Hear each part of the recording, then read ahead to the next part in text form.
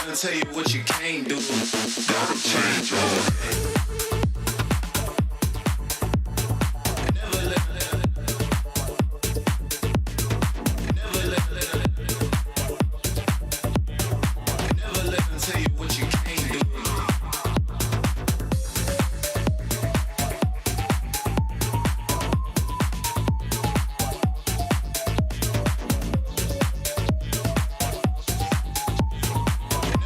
Tell you what you can't do, can't do, can't do.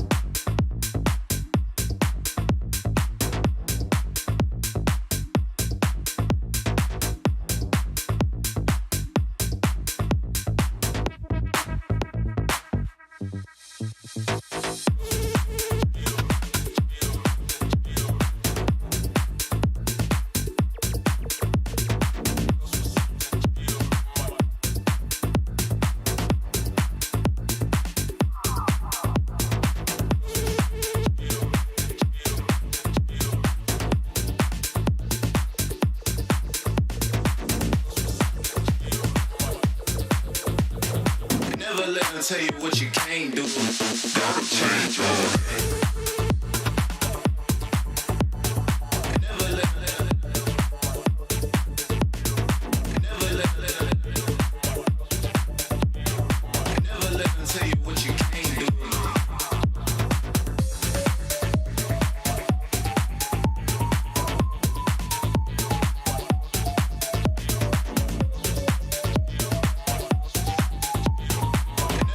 Tell you what you can't do, can't do, can't do.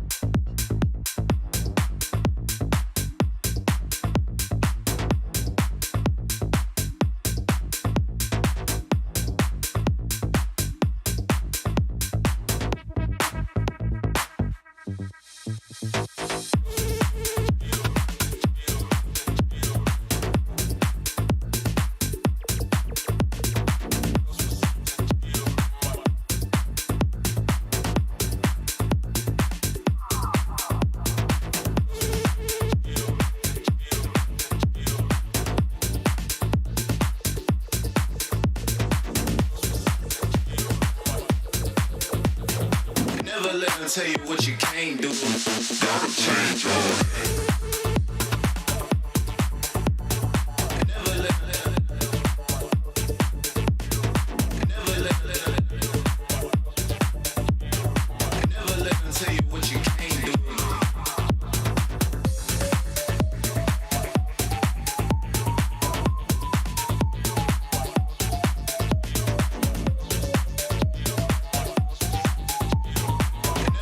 Tell you what you can't do, can't do, can't do.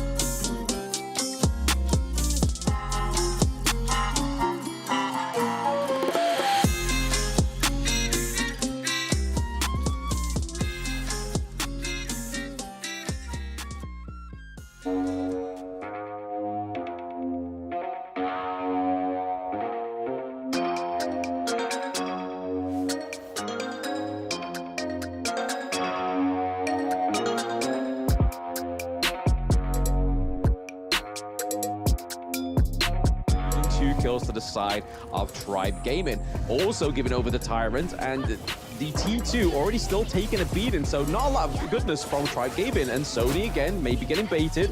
There it is.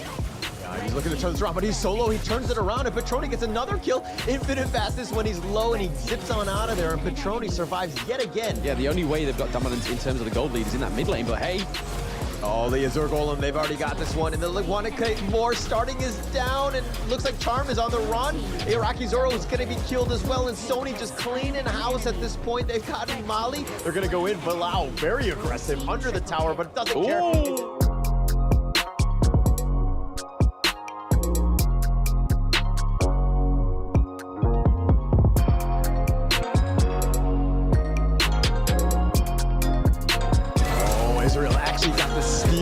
Smite, he's got the fast fingers, but he's in the heart of the enemy team. Now they're gonna go with Conductor of Soul, just blown up Molly, and they've got Charm. And it looks like we're going in.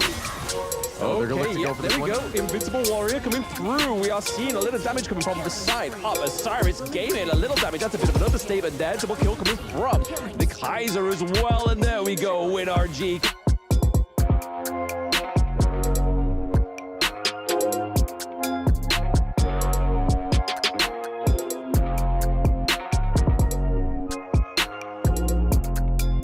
Yep, the Death and Sunset does come through. Celestial Melody is still up, so we could see another Death and Sunset if we really need to. The Winter is coming is here as well as the Destructive Deluge. We do get the Tempest Dragon as well.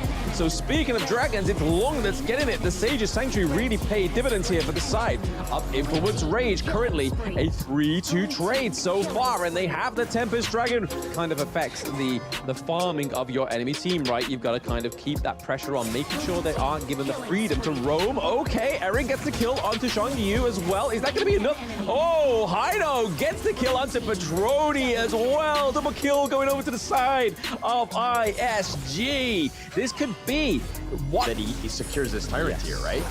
You got to try, right? It looks like they're trying to reset it, trying to bait the fight. So he was able to get it right to the corner of the map there. But Invincible Warrior coming through. Is it going to be enough? Petroni does go down, so Must is able to take out a lot of the damage on the side of Influence Rage. There we go. Sony going down once more. And then we're getting a kill onto the Dolia.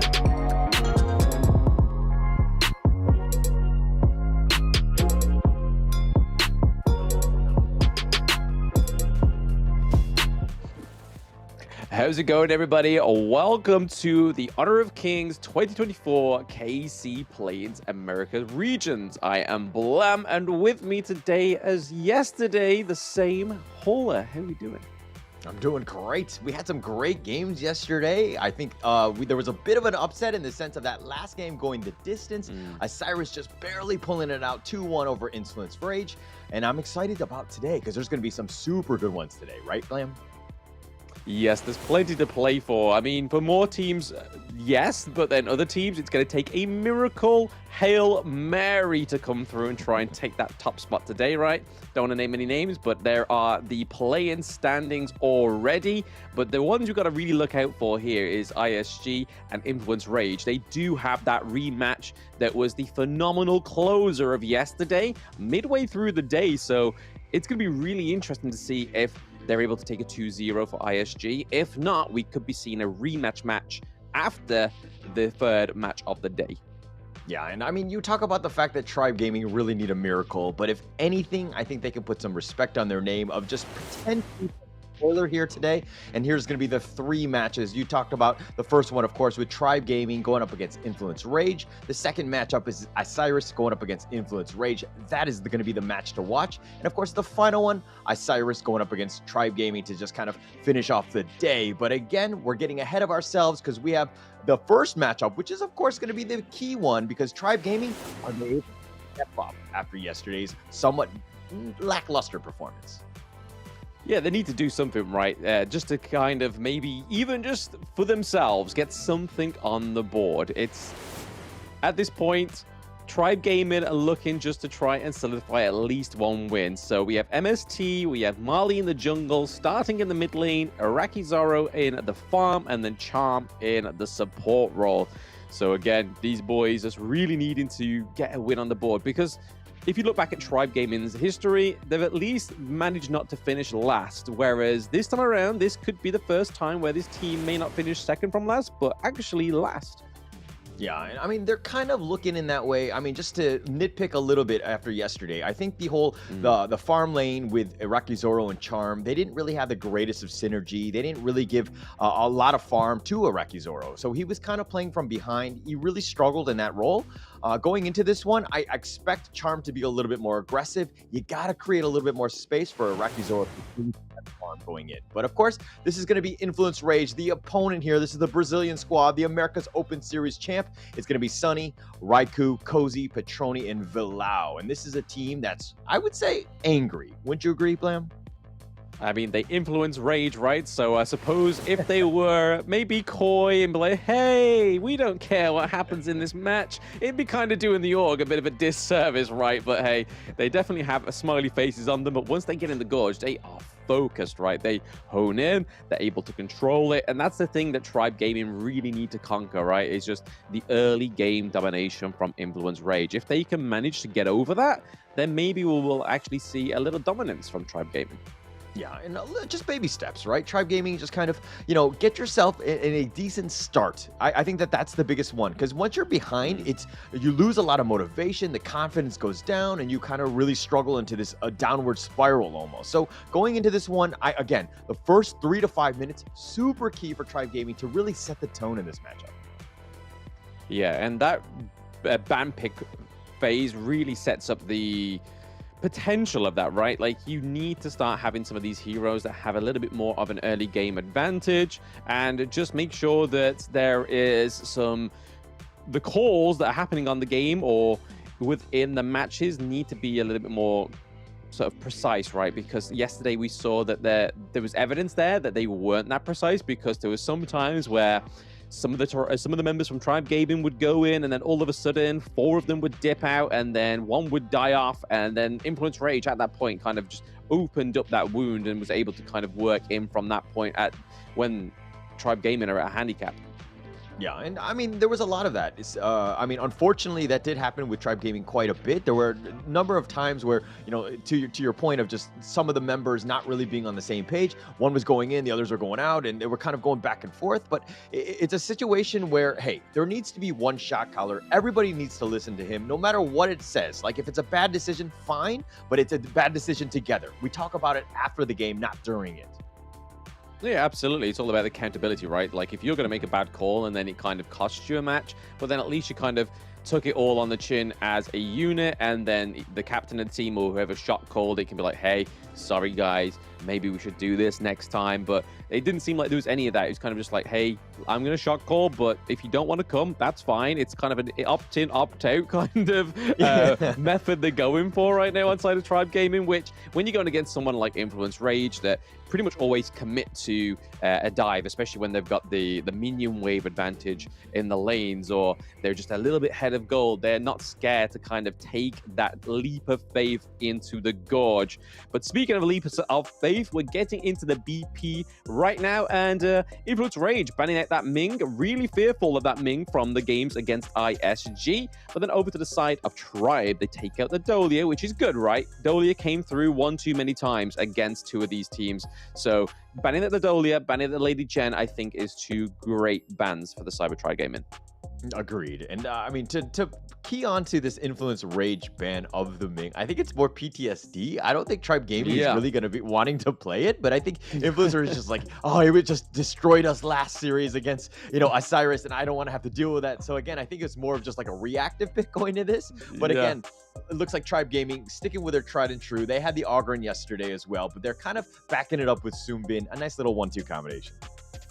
Yeah, I mean, we have the counter-engage capability from the Sumbin. We have the greatness of the Orgrim, but this comes down to, it's like with great power comes great responsibility, right? Orgren is that great power, but having the responsibility of make sure that you're able to maintain his itemization, that's the whole responsibility behind this hero. Like, just because you pick Orgren doesn't mean you are going to win, and we saw many cases of that yesterday. But the Lung pick coming through for Petroni is huge, and Bilal on the Zhongfei, again, even bigger pick. Yeah, and Influence Rage kind of let the Ogren, through almost in terms of the bans. They don't pick it up themselves. And they kind of are almost like baiting you to pick it. I mean, Tribe Gaming, again, picked it yesterday, did not have the greatest showing with it. So Influence Rage is like, okay, we have nothing to fear here. We know how to counter it. We have our own heroes. We have our own drafted synergies. So we can just beat you regardless of, a top tier hero that they might have.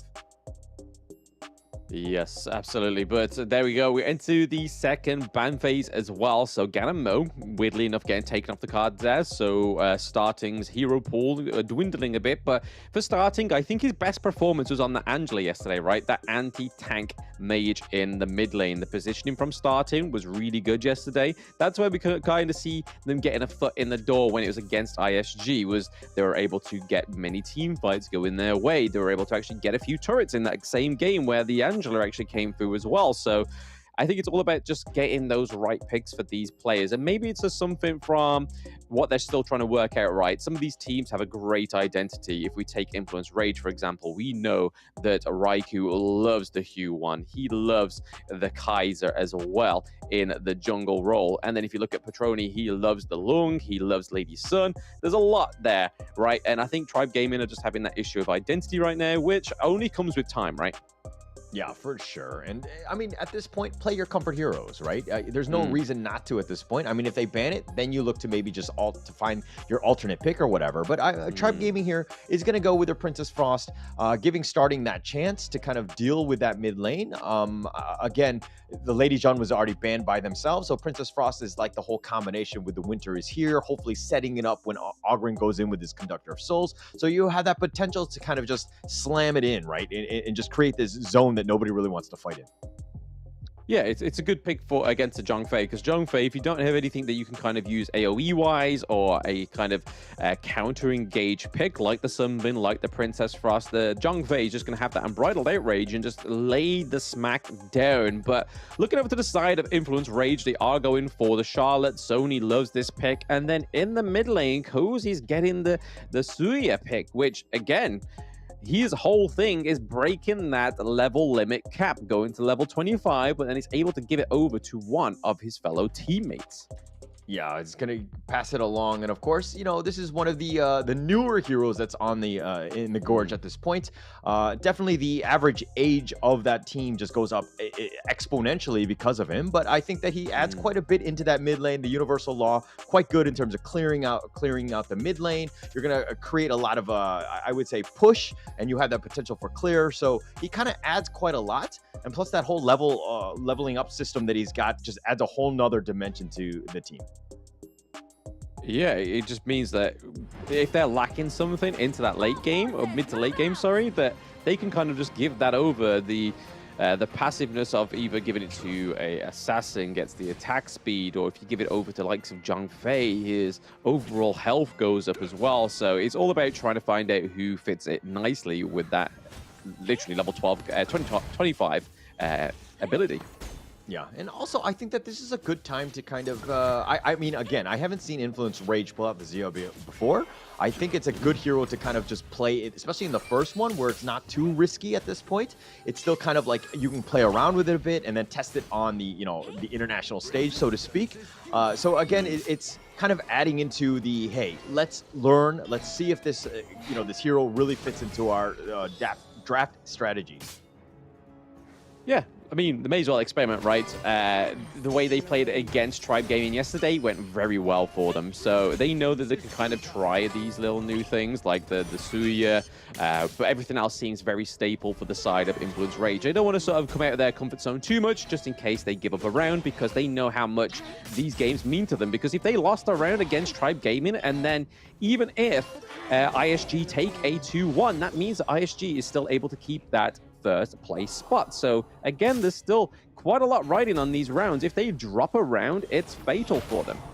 Yeah, I mean, that's definitely a case, but I think that Influence Rage are just going in with a lot of confidence, right? Just being able to, you got all of the other heroes that you want. I mean, Raikou on the Yuan, Sonny on the Charlotte, Petroni on the Loom. Like, you have so many of the other ones that are like very comfortable. Cozy might not be as comfortable with it, but again, I think that it's okay to experiment a little bit here. Yeah, I mean, we saw yesterday that Cozy gained quite a lot of MVPs within the play-ins against all the teams yesterday, so Tribe Gaming and ISG. So we know that Cozy can do whatever he wants to do. He's a very capable mage, but the winter is coming. Yeah, Winter is here, and it's just going to slow them down. Starting is not going to continue walking into that one. He's just going to kind of back off at this point. But look at the... Okay, let's talk a little bit the Guan Yu and the... of course, it's MTS, Sunny on Charlotte. What do you think of this matchup in the top lane? Well, with Guan Yu, right, he needs to have a lot of lane dominance before he can actually go and help his other teammates, right? So we can kind of see here that he's able to sort of negate that clash lane. It's pretty much even Stevens right now, and he's gone for the rotation into the mid lane. But again, you have to make sure that you can maintain that, right? So macro plays and macro awareness has to be at an all-time high. Yeah, for sure. And I mean, it's one of those moments where if Sunny decides to roam at any point, I mean, MTS can just push the lane and just make it really uncomfortable for Sony to even come back in this one. But if we're looking at the net worth alone, a little bit of a lead for Sony. So he's been doing well. Guan Yu, MTS right now on the roam into the mid lane, potentially at least looking to just skirmish here. Raikou okay, yeah, so that was a nice little push in for to Raikou. I mean, this is the kind of thing I was going to comment on just before this whole thing happened, is that we could probably see MTS try and push them into the winter is coming, but that relies on a lot of synergy, right? Yeah, it's going to take up a lot. But I mean, the zone, that potential winter is here, could do a lot of damage. But Soul Resonance doing quite a lot on his own. Molly going in for the Conductor of Souls. They do have the Leaping Savior with a little bit of shield at this point. And now Molly kind of gotten gone on. He needs to be a little bit careful. Sony's cutting off the avenue of retreat. And it looks like he's going to go on the other side. They have Ride the Wind, Petroni chasing after him. But again, it looks like Tribe Gaming is going to get away. And with the Unbridled Outburst being committed and ending, I think that's going to be the end of this one. Yeah, interesting play there from Marley, but it looks like it's not quite over yet. Tribe still giving a few pokes here and there. The neutral objective is now up as well. Let's see what they can do. Yeah, Universal Law had already been committed. Something to take note of, as this Tyrant is about half-life, probably will go back into his home. But a little bit above that, they do need to be a bit careful. It looks like Molly getting a little bit low, can't really fight. Raikou going in for this one. He's going to go for the Unending Sorrow, but the Razor Cavalry is going to just push them back, and it looks like Raikou's going to be down for the count. He's going to give up first blood, and it looks like Bilal is going to be killed as well, and Molly turns it around, and he gets a double. Okay, MTS Senpai, we have noticed you. That was a beautiful double kill, right? Going over to the side of Tribe Gaming. They're able to get that neutral objective as well. This is a nice start for them. The Guan Yu, a bit of a shadow pick here, as we could say, because we weren't kind of overthinking it. Like, it was like, right, okay, so didn't see anything promising from Tribe Gaming yesterday, so the Guan Yu pick generally comes through on these stronger teams. But, hey, they're now trying to show that they can play the Guan Yu as well. And it was a really nice way that the back line engaged there, pushing them into the team fight. Just basically made a whole lot easier for Marley to actually get that AoE damage, right? Yeah, you got to be careful as to where MTS is in the fight. If he's not in, and then all of a sudden he gets into the backside, it's the whole thing like, you know, Gandalf in Lord of the Rings, when he comes on behind you, he's got an army, and he's got that Razor Cavalry. Same idea. He's going to push you into a bad flank, and he's just going to take over. But Molly, very low. Somehow, he just went back in. He was going to be aggressive, and he was going to play the Ogryn the way Ogryn should be, which is, of course, in your face. Got that double kill, and that was a really good fight for Tribe Gaming. Hey, the Tribe was calling, and he answered the call. Petroni's already been down. Iraqi Zoro is getting so low. He does get picked off, so they got something. And oh my, that Universal Law almost takes out Charm, but here's the Unending Sorrow. But it's a 2-for-1.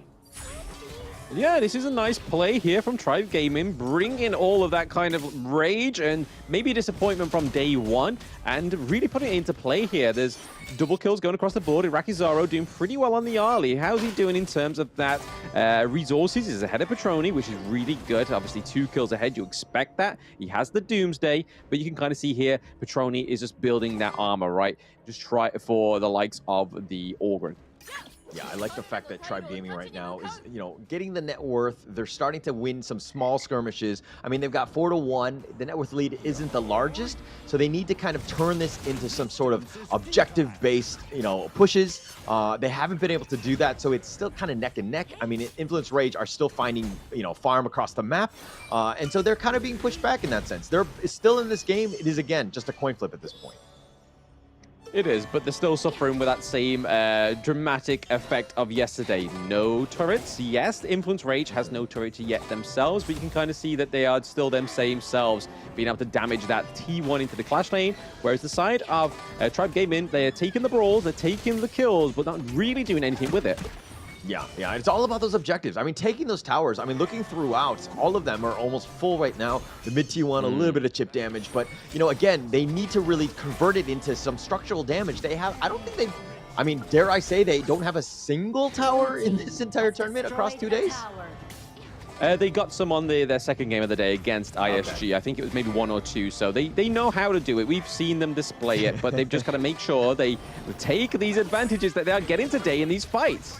Yeah, and they need to get the kills. It's one thing to get them early, but it's also another thing to push it along. Influence Rage, 4 members pushing that mid lane, and then they're making a beeline for the top.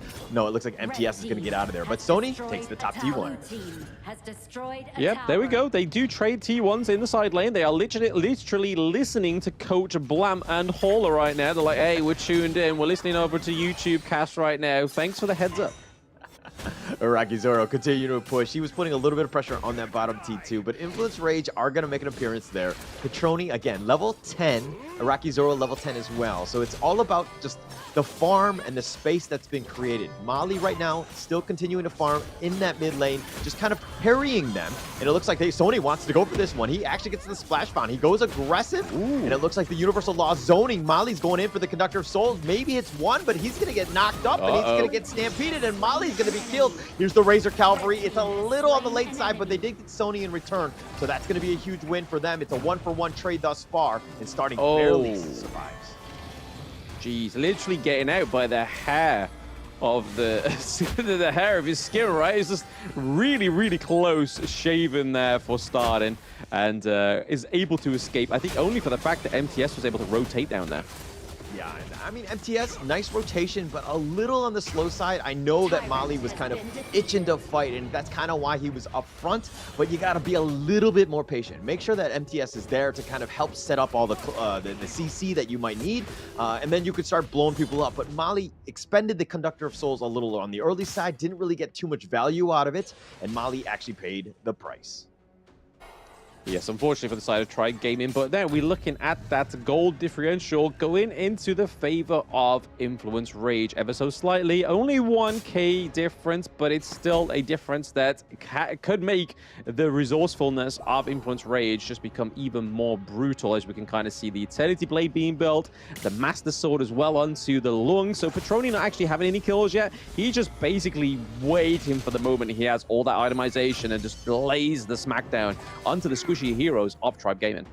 Yeah, Petroni can play a quieter game. I mean, he is the farm laner. He's going to get farm, and then once he does, he can just kind of blow people up. I think that that's eventually going to happen. Oh, the Unbridled Outburst, he's going to go in. The nice Stampede goes right in, and Petroni gets the Flaming Palm and actually picks off starting. That's going to be a huge win for them. Infinite Vastness, it looks like they want to go for this. He's going to go back, that is, and it looks like Tribe Gaming getting zoned away. The Tyrant, next big objective. Sony's kind of sticking around it, and it looks like Tribe Gaming are going to run away as starting is down for another 15.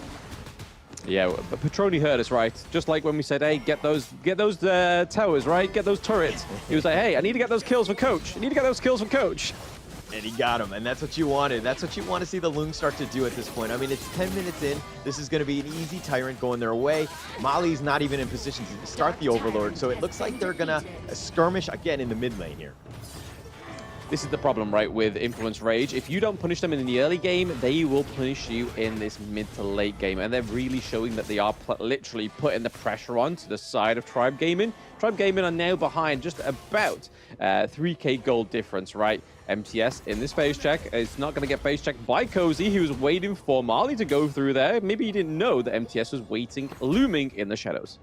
Yeah, just going to continue to push. And he's done a good job of just standing in the back, letting Universal Law do most of the talking for him. Just pushing people away, doing a lot of chip damage, starting getting gone on, and he gets blown up. Valau will take that one happily with his Unbridled Outburst. Inferali form just eats him up. And here's another Universal Law pushing Charm back, but that mid T1 does go down. And Influence Rage starting to exude a little bit of map control here as they push to the top. Starting to put pressure on starting. That's 2 engages, right, where starting has been the first target. But speaking of targets, Mali might be the next. Oh, Mali, Conductor of Souls, the Razor Dragon on the Razor Cavalry on the backside. Gonna hit one. MTS continuing to fight. Mali solo. They did find Petroni and Cozy, and they've turned this around, but they did lose MTS and Mali in return. Again, Charm still just trying to chip them out, and I think that's gonna be the end of it with a 2-for-2. 2-for-2 trade, right? I mean, we needed to see these trades before those T2s started falling, but hey, you can't control the pace of the game if you don't have the control of the match. Whereas you kind of see now that Influence Rage has influenced that control for themselves by taking that Shadow Tyrant, able to get that extra damage, able to get the lightning effect onto their abilities as well. But now it's kind of punishing for the side of Tribe Gaming. They need to take these trades, but if they get into this late game, they've really got to do things with these positives or even neutral trades, right? When you know you are down 2 and the enemy's down 2, you've got to kind of try and find a little bit of an advantage in these lanes. Yeah, I'm trying to find any sort of advantage. I mean, if you're looking at what, let's talk a little bit about the junglers. Raikou versus Mali. Mali right now, level 14. Got a little bit out of position on that one. Super aggressive. He got picked off. But Raikou now, level 17 with the help of Cozy. This is going to change things up a little bit, make things a little bit more uncomfortable for Tribe Gaming. As again, that net worth lead is starting to grow. It's about 4K at this point. Yeah, you can see MTS trying to go for the macro plays there. He's pushing their minions into the T2, but now he's looking to join that fight again. Raikou looking pretty low. Oh, the Unbridled Outburst, that's going to be committed already. MTS now on the run. He tries to get on out of there, but it looks like that's going to be the end of it. They're not going to expend too much on this one, and Tribe Gaming don't really want to fight with these ultimates still on and about to expire. Yeah, I think they're going to try and rebait this fight into the Overlord, because you can kind of see Charms in the pretty much just behind the Overlord there. Marley as well with the path of passing, but okay. Yeah, here we go.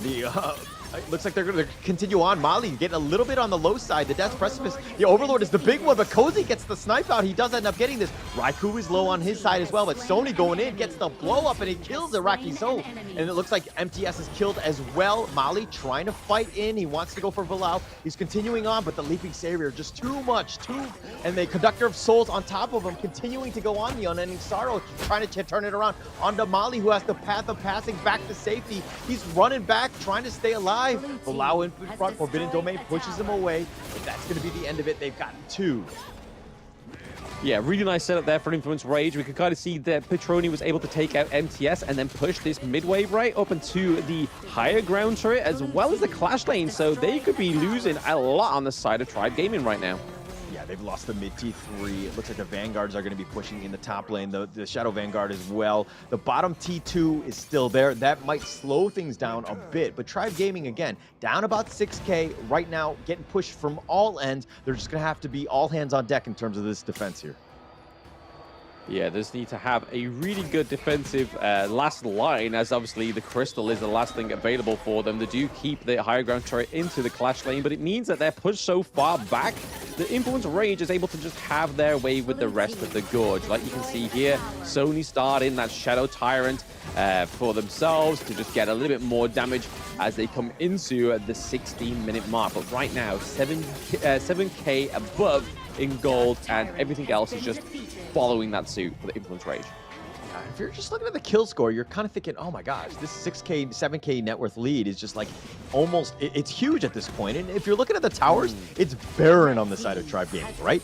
So it's, again, you get the kills, which is great, but you got to get objectives. You got to convert them into something. And it seems like Tribe Gaming are really lacking in that department because, again, now with no towers, no real space, now you're playing on the defensive. You're bunkering down with this T3 bottom. Yeah, it's not a single objective game, right? The only way you win Honor of Kings is if you are able to dominate the map. The kills are just a second objective, but hey, they're looking to get some more for the side of Influence Rage here and get some more turrets.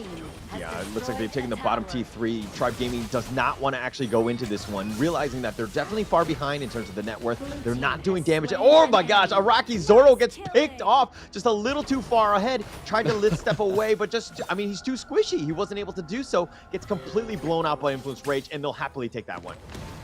More importantly, it was an insta-kill, right? You saw him, you blinked, he was gone. That's the problem with Influence Rage when they have that 8k gold lead. They have the minions pushing the crystal. Yeah, they're looking to push at this one. Oh, it looks like their MTS is going from the backside. He's trying to go in, and they do end up getting the kill. They get Sunny on that one, but the flashback, Araki Zoro's down as well as Molly and MTS, and that looks like it's going to be the base, and game one goes the way of Influence Rage. Yeah, a little bit more of a cordial first part of the game for Influence Raid, right? Rage, sorry, not Raid. I mean, that part of the last part of the game was a bit of a raid onto the crystal, but now that we see them in this one, they're able to just completely dominate that mid to late game, right? Like, they really struggled trying to gain some dominance, but this is what we were saying. Coach Blam and Hauler were saying, hey, you need those turrets earlier on, and Tribe Gaming got the few into the farm lane, but everything else on the side of Influence Rage was just untouched.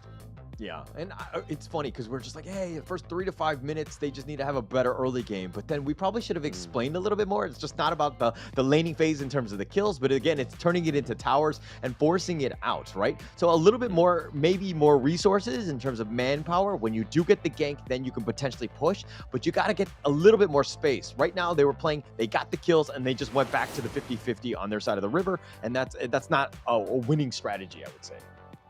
Hey, I mean, in order to breathe, you need breathing room, right? And that's just the one thing that Tribe Gaming have not quite yet conquered or figured out when it comes to these team fights. They're just kind of just getting those kills up. You can kind of see kills separate across the board here. Marley with 4, Araki Zoro with 2, and then we have MTS with 1 and Charm with 1. So again, it's nice to see that Araki Zoro's finally getting some of those kills on the board, because yesterday was not his day in terms of resources, right? I don't think he ever got over that 10k mark, but today, first game in, he's kind of seen a different side to him, so he's definitely heads in the game today.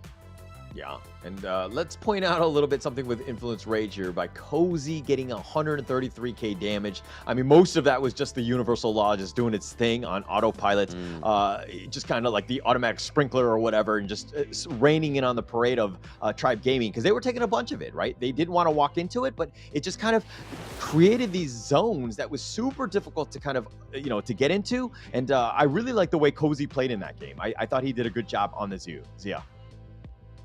Yeah, it really helped, right? Especially in terms of the lane priority, the lane wave clear as well. I mean, they had a lot of it on the side of Influence Rage, especially with Hu Huan, with Lung as well.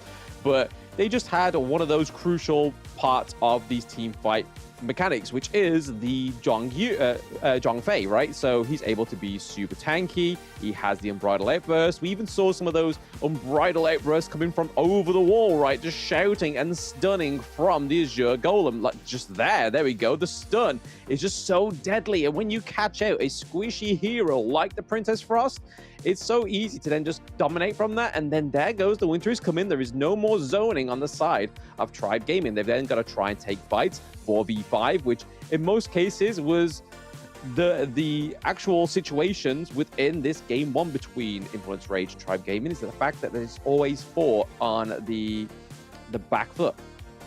Yeah, on the back foot. I mean, MTS was trying to get the flank, but I felt like the initiations were always initiated by Influence Rage. Like, they would start the fight, and then Tribe Gaming would be reactive. I felt like if Tribe Gaming again tried to start the fight themselves, I think they would have had a much better chance. But again, let's talk a little bit about this MVP here. Raikou, 129,000 damage, 2-1-9. Again, just the survivability. He was just on point throughout that game.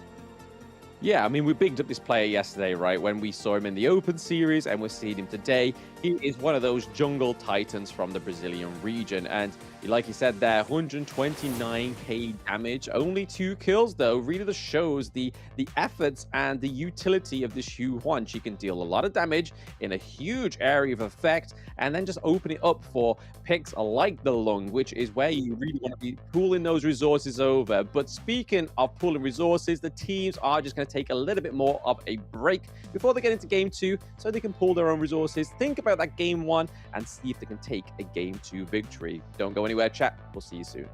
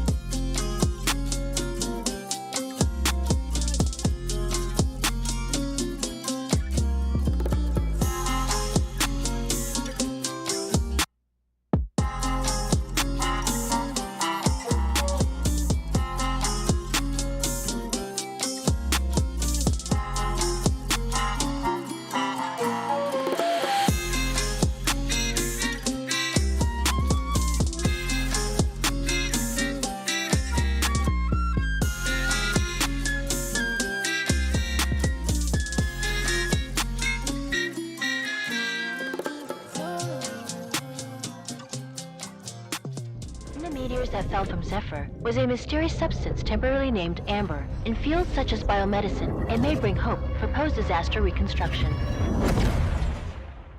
The possibility that they're still alive is practically zero. This is our only chance to save them.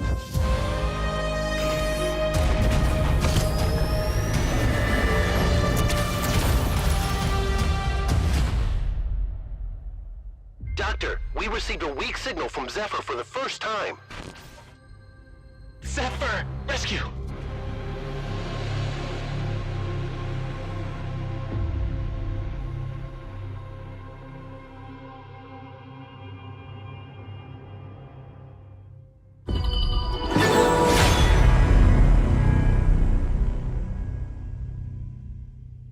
Esports, and they get what they want. Snow caught in the middle of 4 once again, and here comes the Infinite Vastness aggressively, and at this point it is a 1-by-1 they fall.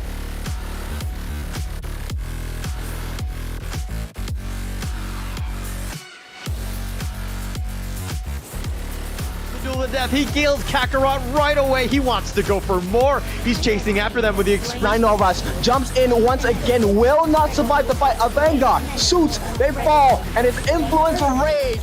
Okay, caught in the middle of 4. 5 is all of Fearless Esports, and they get what they want. Snow caught in the middle Side of Chaos, and down goes a John Fei. So there is the backbone. We could still see a steal here. Who's it going to go over to? It does go over to the side.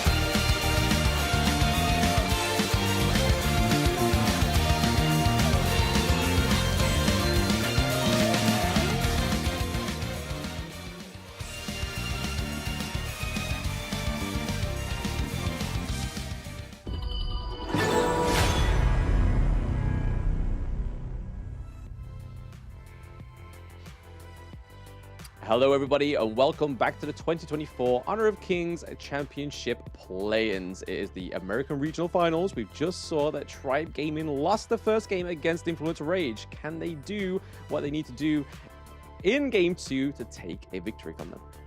I mean, we saw some growth, right? Like the team is much better than they were as of yesterday. So the strategy and some of the changes that they made have been positive. That's a good thing, right? We want to see teams on the upward trend. I think that was a good game for them in that sense.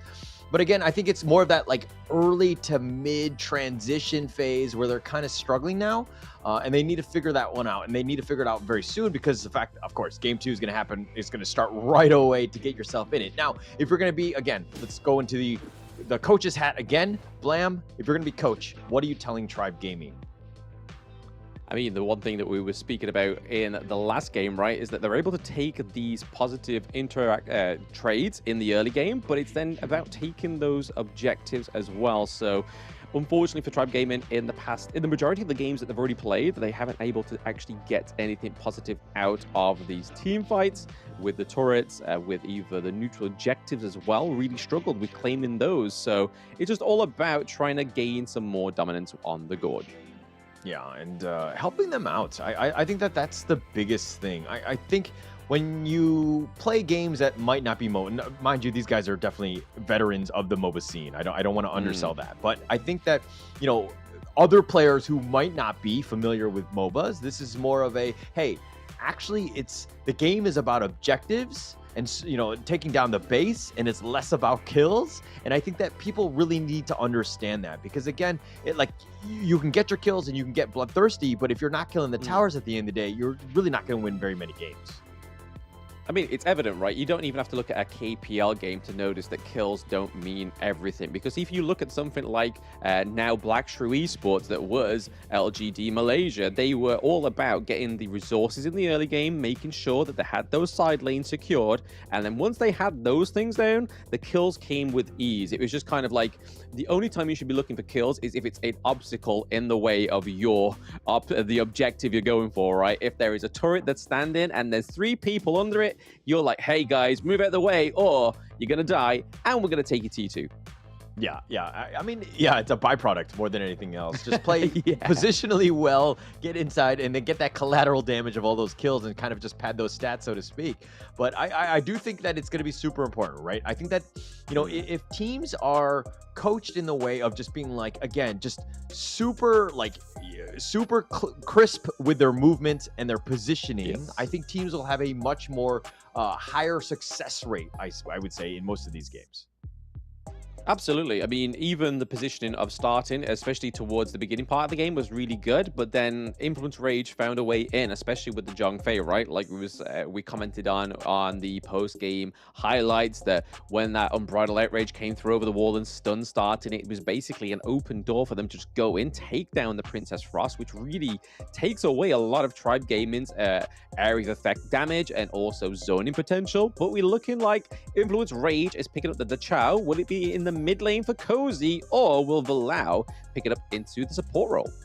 Yeah, and I mean, if you're going to pick it first like this one, it's great because it's flexible in the sense of, you know, see what the enemy's thrown at you, and then you can kind of change things up depending on the lane matchup, right? So you set yourself up for success. Again, having multiple teammates that can play the same hero can actually add quite a lot of value because, again, you can play it in different roles, and it really helps the team.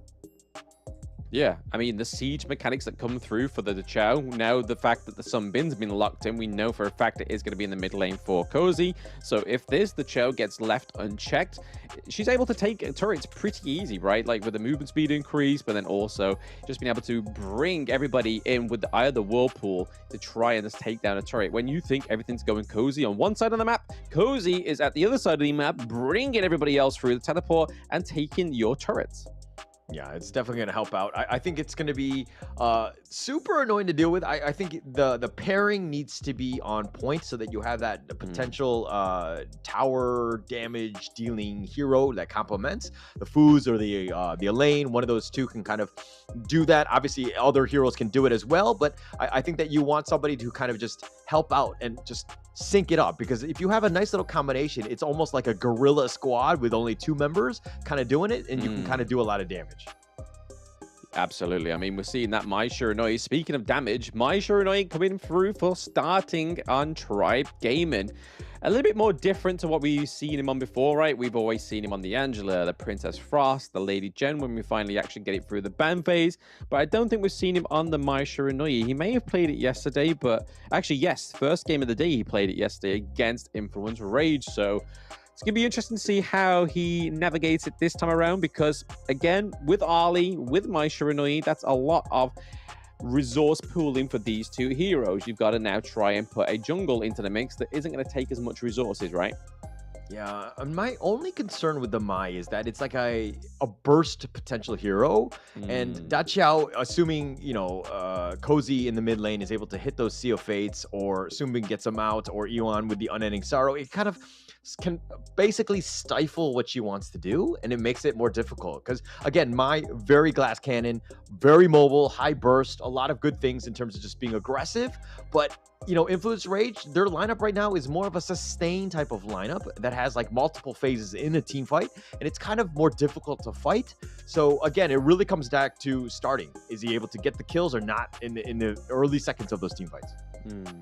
I mean, Influence Rage calling out their comp pretty quick there towards the end, because Doom would have been the perfect thing for the jungle, right? He doesn't need as much resources. He's very tanky from the get-go. He has a lot of base attack damage as well. So that would have been a perfect matchup into that jungle. But now they've got to try and think of something else, because even if they go with a Kaiser, Kaiser doesn't have that same kind of privilege as the Doom pick does. Kaiser needs those itemizations. He needs all that jungle for himself. So if you start cutting off and putting into Kaiser's resource pool, it's then going to affect your jungle's ability to be aggressive, especially setting up these engages, because they're going to need a tank in the jungle, right?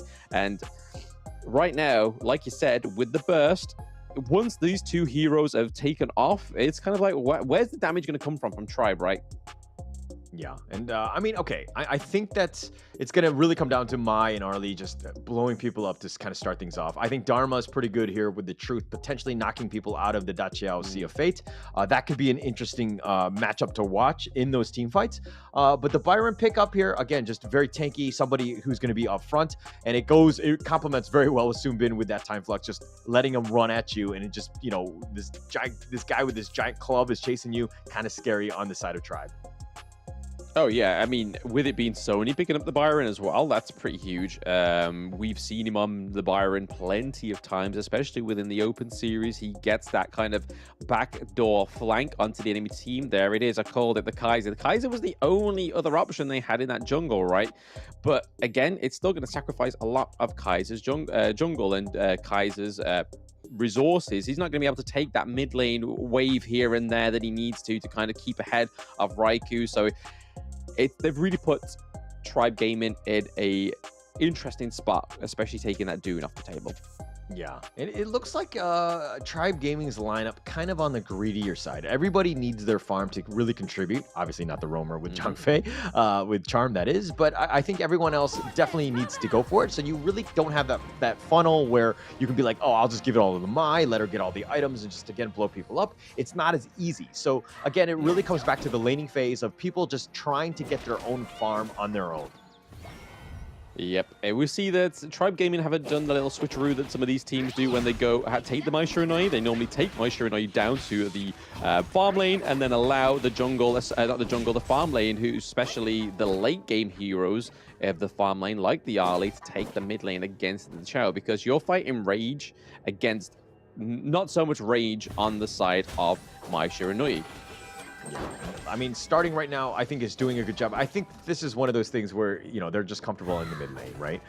Mai being able to just kind of steal some of those boars, just sticking around. I think that this is a very statement game for him. Back is on the wall right now. You're down already 0-1.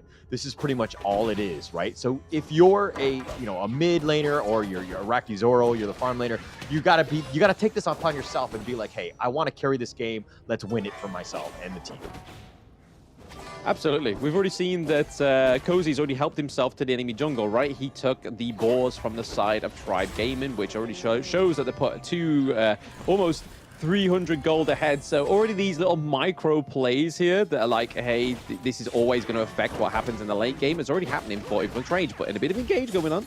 A little bit of a launch up. Shinobi was going to be committed on this one, but the time flux pushing it back. Raikou a little on the low side, just trying to potentially bait them out. He does have the seal, the heal if he wants to go, but in the end, he's just going to just skirmish to the top. I think the Sunbin in this comp is really good, right? Especially countering the likes of the Zhongfei, the Kaiser, or even the Mai Shiranui, because for her to do the burst damage, she has to get in first, and Sunbin kind of negates that, especially with time lapse.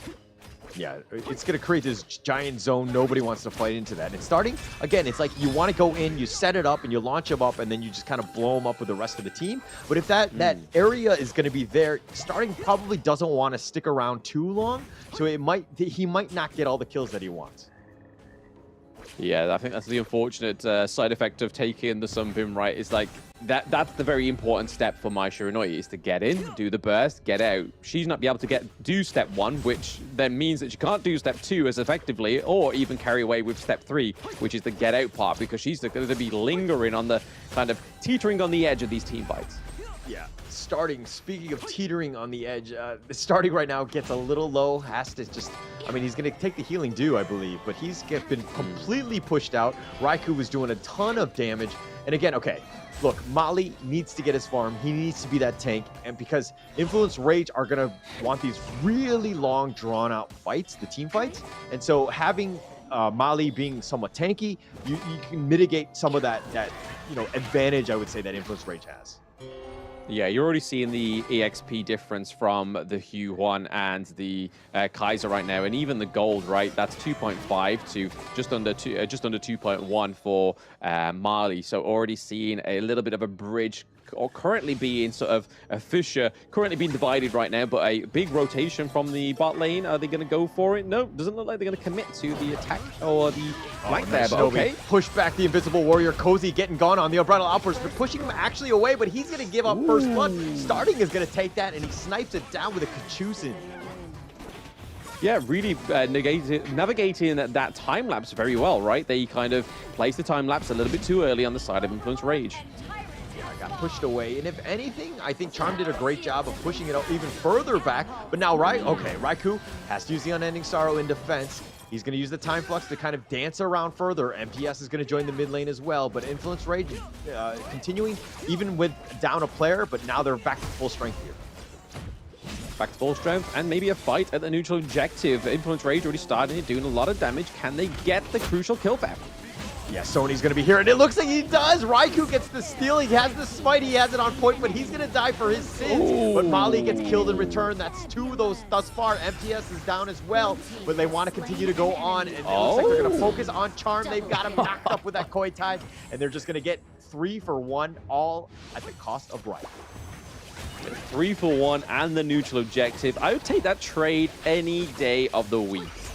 Yeah, for sure. That's the best case scenario right there. Even Raikou dying at this point, but he's still tops in terms of net worth. 3.3 tied only with Sony, who's still managed to get good farm. But nice rotation there. Really good team fight by Influence Rage. A very good team. It was almost kind of like a bait, right? You saw it towards the end. They was able to try kind of drag the Tyrant to the corner, so they knew they were playing on their terms, and the engage looked huge from the side of Tribe Gaming to begin with, but then it was just... This is so much utility within these team fights on the side of Influence Rage. Not only do they have the heals of the Hue 1, they have the counter engage of the Sunbin, and then just the pure destruction of Byron in the Clash lane, just being able to just outflank. Yeah, and I think the only real key mistake is that Cozy might have done a Sea of Fate, potentially stealing Raikou. Obviously, you have to have the perfect play, but again, this is one of those things where we're nitpicking, right? You got an A- on the test. I want you to get an A+, and the way you can do that is by Cozy just doing a couple, other things with that Sea of Fate. Yeah, it's all about playing smarter, not harder, right? You've got to just make sure that you've got to place these things at the right time, at the right moment, but that takes a lot. And once more, we're seeing the takedowns of these T1s already going onto the side of Influence Rage. There is no trade in this game for both of those side turrets, because this time in the last game, we saw that Influence Rage and Tribe Gaming was able to trade those T1s across the map, but it looks like Influence Rage taking this T1 into the farm lane as well, already putting some way more pressure that was applied in the first game is kind of just intensifying in this second game. Yeah, forcing it out, playing it out, but the Umbrella Outburst going to push them away. I think Raikou ended up getting this, but Mali's looking to turn this up. He does have the Invincible Warrior, and then the Unending Sorrow in return. They've gotten starting. They start this off with a great fight. He goes down, but Sony's going to be killed in return. Bilal and Kizkozy, Raikou line them up, and it looks like they're trading left and right. It's a 4 for 3 in favor of Tribal Gaming. Blue team. I mean, that was good, Double kill. but they didn't count on Petroni coming through that either Whirlpool. He was into the thick of it at the beginning part of the game, the match, the team fight, sorry. Then he went away. He got the either Whirlpool back in, was able to take out Marley, but then was able to push these minions to the T2. I thought that would have been a better trade there. And like you can see right now, the slow down. There he goes. He goes out. He's now going to cash back in any second now into the either Whirlpool. He's back into the team fights, and then you just see them. Yes, Tribe Gaming takes a few kills here and there, but MTS goes down to Petroni as well as the Kaiser. So really good play, even though Tribe Gaming came out on top of that. For Influence Rage to compose that as well as they did was a really good counter engage. Good counter engage. And MTS, I mean, getting the triple definitely helped out. He got left on an island in that sense where, you know, Charm let him go. You know, they were like, okay, we can't really continue fighting because they're just so low themselves. So all in all, not the worst thing. Tribal Gaming right now, sticking it to Influence Rage right now. And now they're putting pressure on that mid T1. Okay. Really great. That's a good move. That's what we want to see more of from Tribal Gaming. And out of all the T1s, right, that mid T1, that's very crucial for any kind of team. Yes, we're seeing that Influence Rage are ahead by 2k gold, almost 3k now, but it's still the difference what they can make going into the late game. They're trying to steal the Azure Golem from Tribe Gaming. Oh, the Unending Sorrow already been committed. It looks like they've got the pick off. Mali stuck around a little too long, just gets hit with the last shot. And it looks like the rest of them are going to be on their way. They're going to run away from this one. But Influence Rage get the pick off, and they invade the enemy jungle. That's what you had wanted. This is the consequence of Petroni getting that triple kill in that last team fight, right? He was like, last time we saw the scoreboard, he was 6.4. Now he's 7.3 to Arlie's 5k. So that's where the 2k gold difference is coming from, right? It's just Petroni. When you think about that, when you see the Spark Forge there again, when you see the Doomsday come through, this is where Derenji starts to shine. Yeah, for sure. And this is, I think, a little bit of an issue by Tribe Gaming. When the team fights are happening, you got to find out where Petroni is. You got to figure out how to just stop him because he's the one that's doing all the damage on the backside. He's surviving because you're not prioritizing him. You got to target him out. You got to isolate him. You got to get the pick off on him. He should be the #1 target by Rocky Zero, and as well as starting here. I mean, being Derenji doesn't make it easy though, right? Because he has the cleanse, he has the CC from the ultimate as well. So any kind of engage, especially if it's a 1v1, he can maybe get out of there. And now that he's stacked to the 9s with the Crimson Golem buff as well, he's going to be doing a lot of damage, but Sony may be in trouble. Yeah, but I mean, for the record, I never said it was easy. But this is what they should be doing in terms of prioritization, right? I think it will really help them in most of the team fights moving forward, right? Yes, absolutely. You're right there. The Succubus Cloak coming through for the Hue 1 just to try and negate the magical damage from the Mai Shiranui. Because it's getting a little bit too much for Raikou, it seems. That is, if there's any kind of symbol that the Mai Shiranui is getting a bit too much for you, it's definitely the Succubus Cloak. Yeah, Invincible Warrior used in return. Mali did not really want to fight this one, but now he's on the run. He's been slowed down with the time bomb. He decides to go in, but he gets killed. He got caught out of position. Iraqi Zero is just barely... No, he's going to get sniped in the end. He gets killed. Bilal will take credit for this. Charm is down for the count as well. They've got 4 members thus far. Make that 5, and they will take the 8. They will take the mid T2, and they will start marching into the base. That's the slippery of effect of something, right? You just lay down that ability, and then you're just a ticking time bomb. You're like, yes, I get out. It's like, no, the clock strikes 1, and you go down. You're like, oh man, I thought I got away scot-free. But hey, game 2 going over to Influence Rage, taking another 2-0 over Tribe Gaming. Clean game by Influence Rage right there, right? That team fight obviously was huge, but I mean, it all just kind of set themselves up for that moment, right? They were winning throughout. They definitely had their net worth. They had really good team fights, and it looked like Tribe Gaming really did have some answers to like the Yuan. You know, they were kind of struggling, just trying to get things going. They couldn't find how to find Petroni on the Derenji. It was just a tough situation for Tribe. Yeah, I mean, it's promising, right? Already the improvements we saw from yesterday to today is a good example of what's to come for Tribe Gaming, right? They just need to kind of take these losses on the chin and just make something of it. And that's the whole thing of Honor of Kings. There's always going to be a loser, but it depends on what you do with the loser mentality. Do you learn from it, or do you let it get the best of you? Yeah, and I mean, we've seen even the other squads in the other regions just really not have a great season one and qualifiers and all that, but they really stepped up now. They're definitely improving. We're seeing it, right before our eyes. Even Tribe Gaming had a much better day 2 over day 1, so we're seeing the growth, but just not quick enough and just not, good enough, dare I say, going into this play-in here. I think that's an invite for any of Tribe Gaming to 1v1 Hauler. He's saying, hey, it may not just be good enough, but no, I completely understand your sentiment there, to be honest, mate. It's a hard game. It's a very quick environment where you have to become better, right? And you can kind of see here Arakizaro not having a better game as he did in game 1, going over that 10k. The game didn't even go for as longer, right? Influence Ray just found a great team comp to go against Tribe's team comp, which they managed to stunt in the BP draft, right? They were able to take the Dune out, which would have been a great pick into what Tribe Gaming had there, but they caught that out in that ban phase. Yeah, I really think it comes back to that draft. I mean, they sensed it out. You're absolutely right in the sense of the Dune really complementing what they wanted to have done. Tribe Gaming, that is, and not getting it. And I think Mali was kind of caught off guard a bit because it didn't seem like he was too comfortable on the Mali. I mean, he got out of position a couple times, which could be any hero, but he was 1-4-1, not the greatest of stats. But look, this was pretty much the Influence Rage show. Look at that gold graph, just dipped in their favor the entire way because again, they were just had the lead and they knew how to close this game out. And that's the most important thing, right? Is that, yes, you're able to get a lead in the early game, but can you close it out? Which we've seen most of the times with our own eyes is that some of these teams are able to have a great early game, but then trying to close it out and trying to get those positive objective trades for themselves is just pretty much seems like a near impossible task. But as you can see here, some of these team fights went really well for Tribe Gaming, but Cozy being very good on the Dachau gives great utility into these team fights and just lets Petroni shine, right? Like, they don't even have to be in the same lane, and he's able to give that same kind of utility you would if the Dachau was going to be your support pick, but you've then got the Sunbin that gives you the healing, gives you the time lapse, the counter engages that came through time and time again, and then the ability to just see, as you can see at Rakizoro, 1 second he's able to get out of there, and the next he's gone.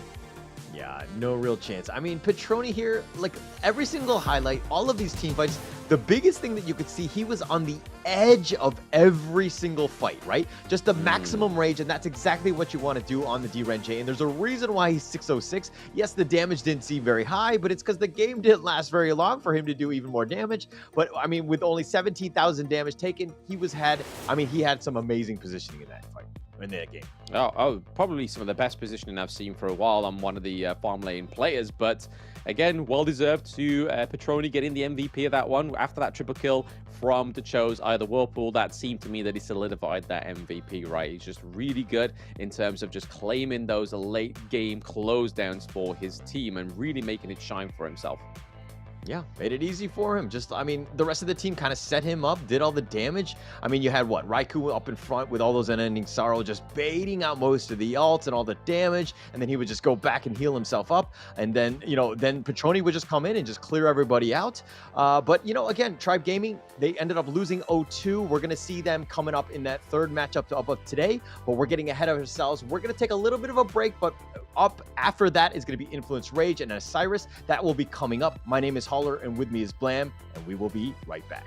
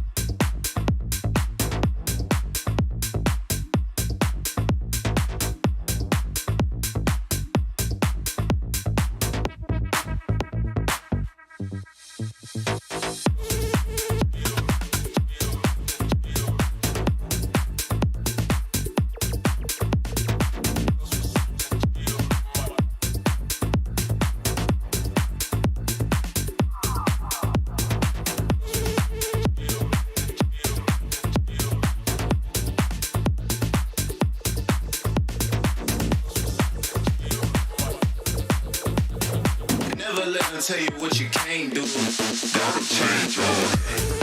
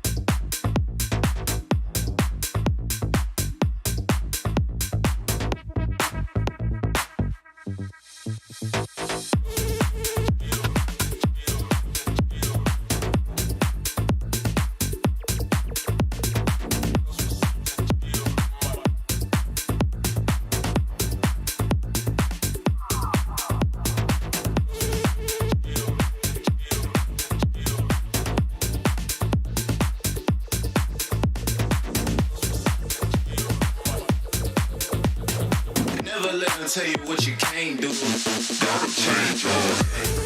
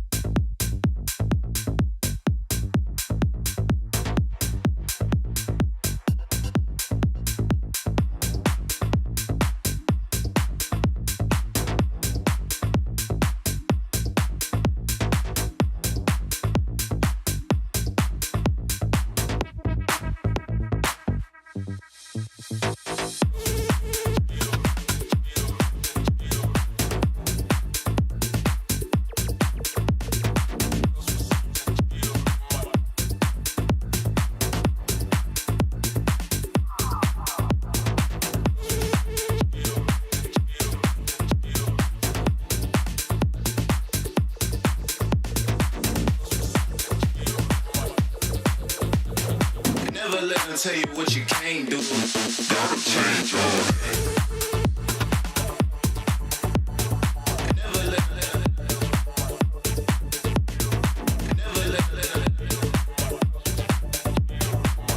let them tell you what you can't do.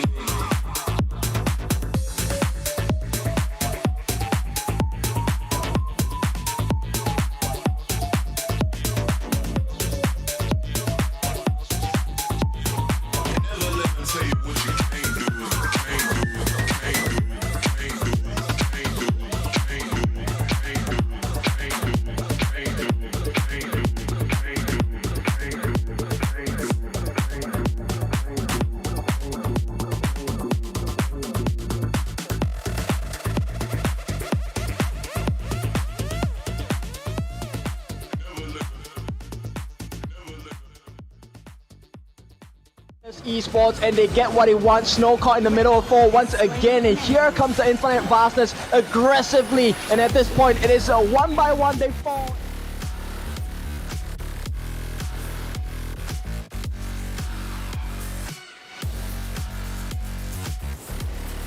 Duel to death. He kills Kakarot right away. He wants to go for more. He's chasing after them with the Rhinorush jumps in once again, will not survive the fight. A Vanguard, Suits, they fall, and it's Influence Rage. So okay, caught in the middle of 4. 5 is all of Fearless Esports, and they get what they want. Snow caught in the middle. Side of Chaos, and down goes a John Fei. So there is the backbone. We could still see a steal here. Who's it going to go over to? It does go over to the side.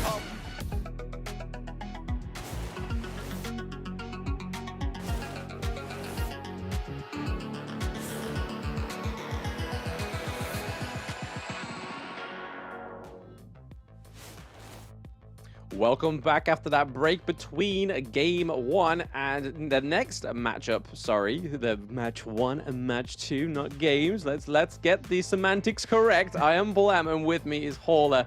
We'll be getting into what was probably the best match of yesterday, but the rematch. So this match 2 is really like what's holding everything on the line here for both ISG and Influence Rage. Influence Rage may have eased up a little bit from that match 1. Let's see if ISG can do it. Yeah, I mean, okay, here's the thing. This is the rematch. Isurus actually took him out. Influence Rage, they took it 2-1. It's going to be super important right here. For Influence Rage, if they want to have a chance, they could potentially just 2-0 them and take the lead over Isurus. I mean, if it goes to 2-1, we might actually get a tiebreaker, and that could be interesting. And like obviously, that could be after the third matchup of the day. But again, we're going to be in the second one. This is going to be Isurus Gaming versus Influence Rage. And that third matchup, which could be important, Isurus Gaming going up against Tribe Gaming one last time. Could potentially Tribe Gaming play spoiler? We're going to have to find out here. Yes, almost closing at the day, and obviously starting up the day. That's 2 huge pressures, right, for Tribe Gaming, and also trying to perform on top of that. But where all this sits is definitely at Isurus Gaming's feet and Influence Rage as well. Influence Rage obviously having to battle all the way to the Open Series just to get here. And then Isurus Gaming, they've just started in Abu Dhabi. They're like, right, okay, we've scrimmed with this team. It's a little bit of a new team, and this is the Isurus roster so far. It is Muster in the Clash lane, Azriel in the jungle, Mingichi in the mid lane, sorry. We have Windar J in the farm lane, and then we have Kapux in the support role. So again, we saw these guys play yesterday. Let's see if they can maintain that hype.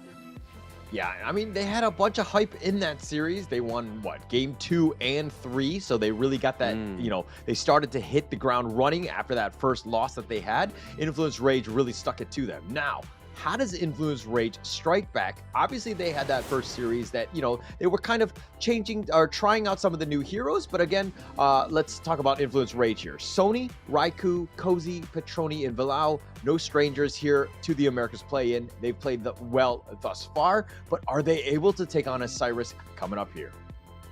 Yeah, because this is potentially their last match, right? If they aren't able to take at least a round from Isurus Gaming, then it's a little bit of trouble, because then they will be going straight out. It's pretty much locked in for Isurus Gaming, unless a Hail Mary play for the side of Tribe Gaming comes through and takes a round off of Isurus Gaming. Then we would be at another rematch. So a lot riding on this next match of the day. So you can already see that the atmosphere within the studio is already a lot different from yesterday, right? Yeah, for sure. I mean, the nerves have got to be there. You're just kind of, you know what I mean? You're hoping for a really hotly contested game that's kind of competitive, right? You don't want to have, you know, one of the teams smashing the other one. You want this as interesting as possible. I'm pretty sure these two are going to be up for that task. I expect nothing but the best for this series to go to a game 3.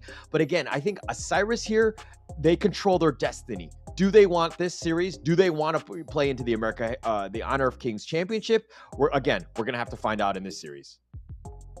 Gonna have to find out in this series, but it looks like ISG are going for the draft that Influence Rage really sought for yesterday, which is the Dolia, the Elaine, so double death on Sunset. The Celestial Melody is now over to the side of ISG, whereas yesterday, Influence Rage took back quite a few times against ISG.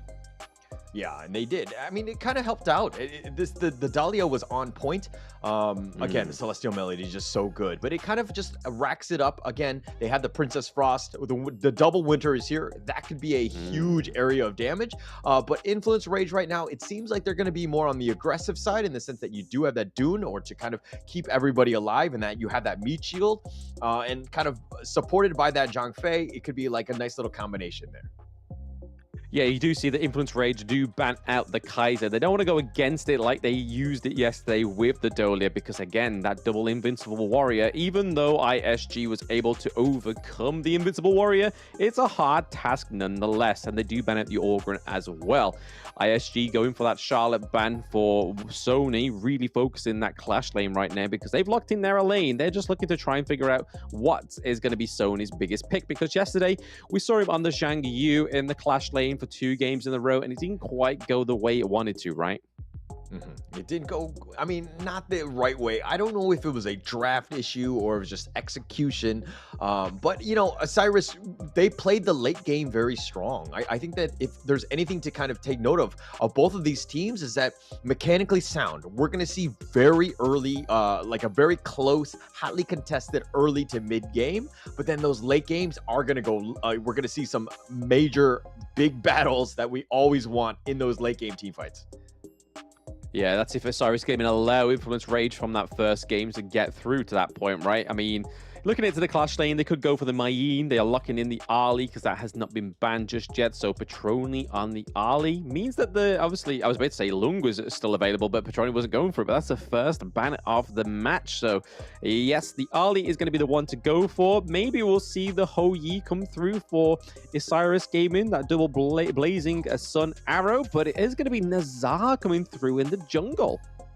Interesting. It's another way to kind of get onto Arlie and the Lady Jean in the back line. I think Influence Rage right now, I mean, if we're talking about Vilao and of course Raikou, both of these guys need to ensure that they don't overextend, because their back line could be vulnerable. But Isurus Gaming ending their draft with the Fang, your thoughts on that one, Blam?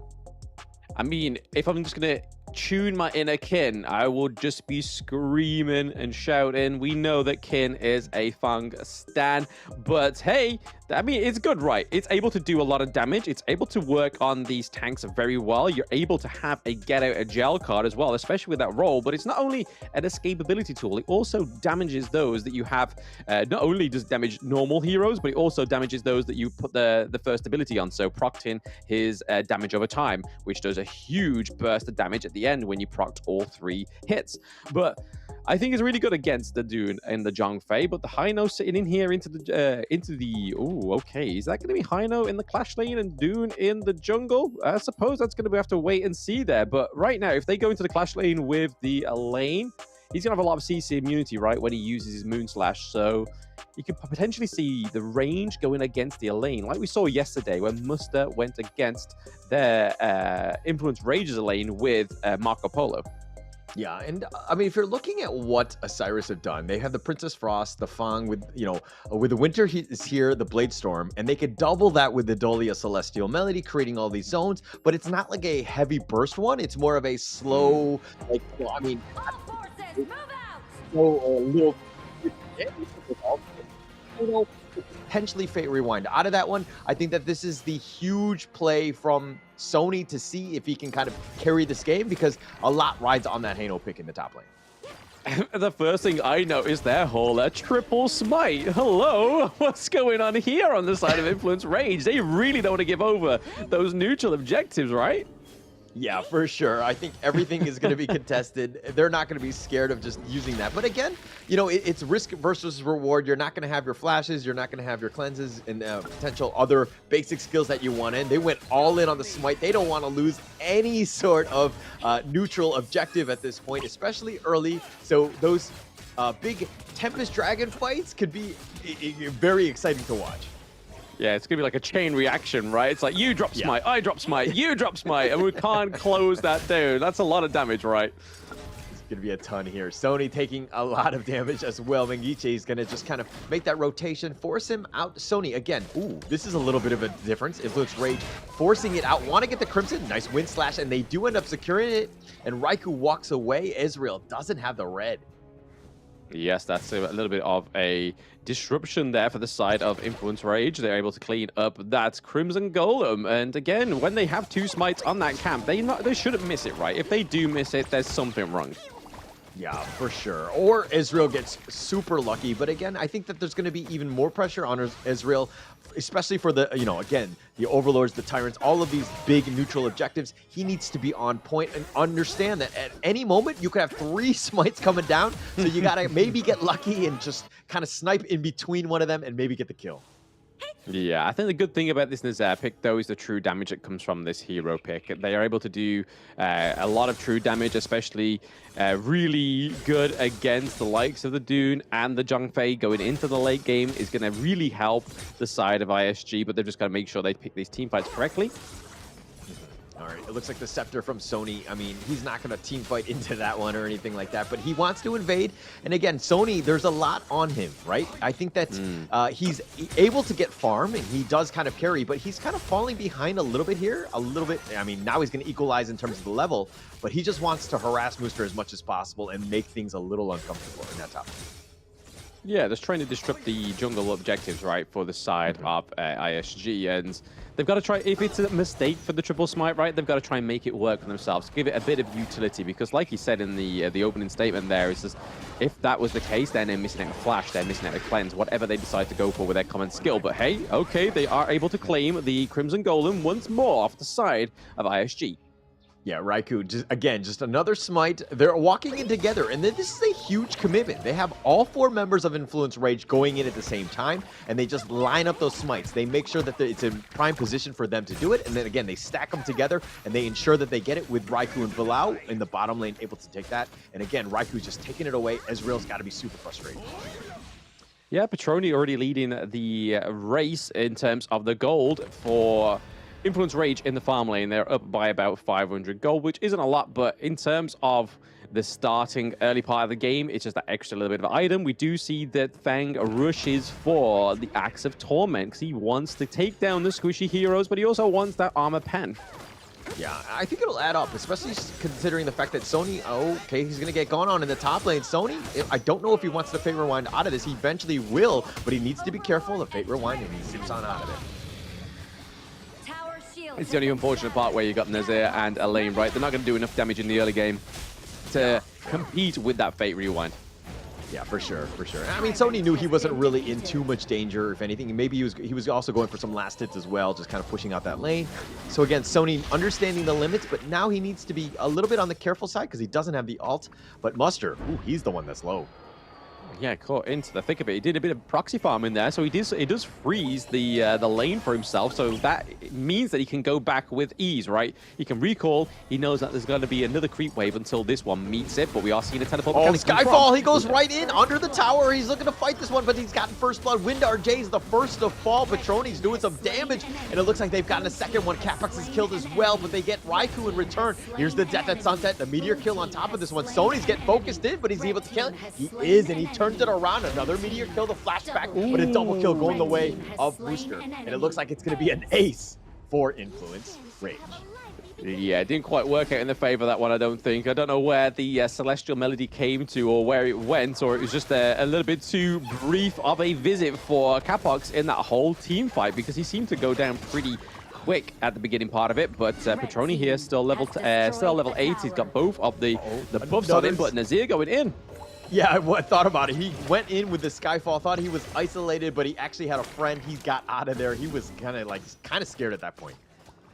Yeah, I mean, there's a lot of burst between Lady Gen and the Ali, right? So you don't want to be taking that 1v2, even though you're a tank, and you don't really do that much damage as Nazir just yet in the fights. But right now, Influence Rage are ahead by 3k gold, which could be trouble for ISG.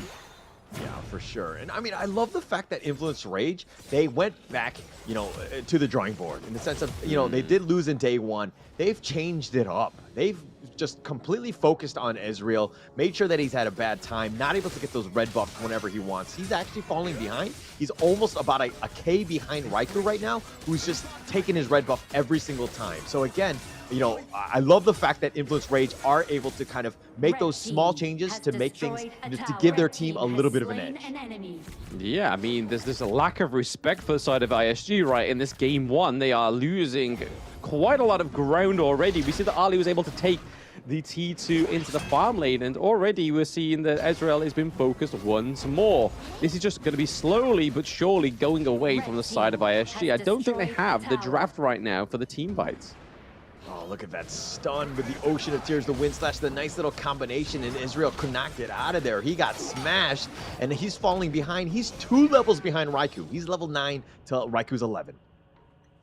Yeah, this really showing how good Raikou is in the jungle, right? He's ahead 2 levels to the Nazir, and this is the perfect reason why Dun comes through, right? He doesn't take much resources. He's able to clear the jungle pretty fast, right? But then as he builds his tankier items, he then becomes a little bit more of a monster, a little bit more of a pain to deal with.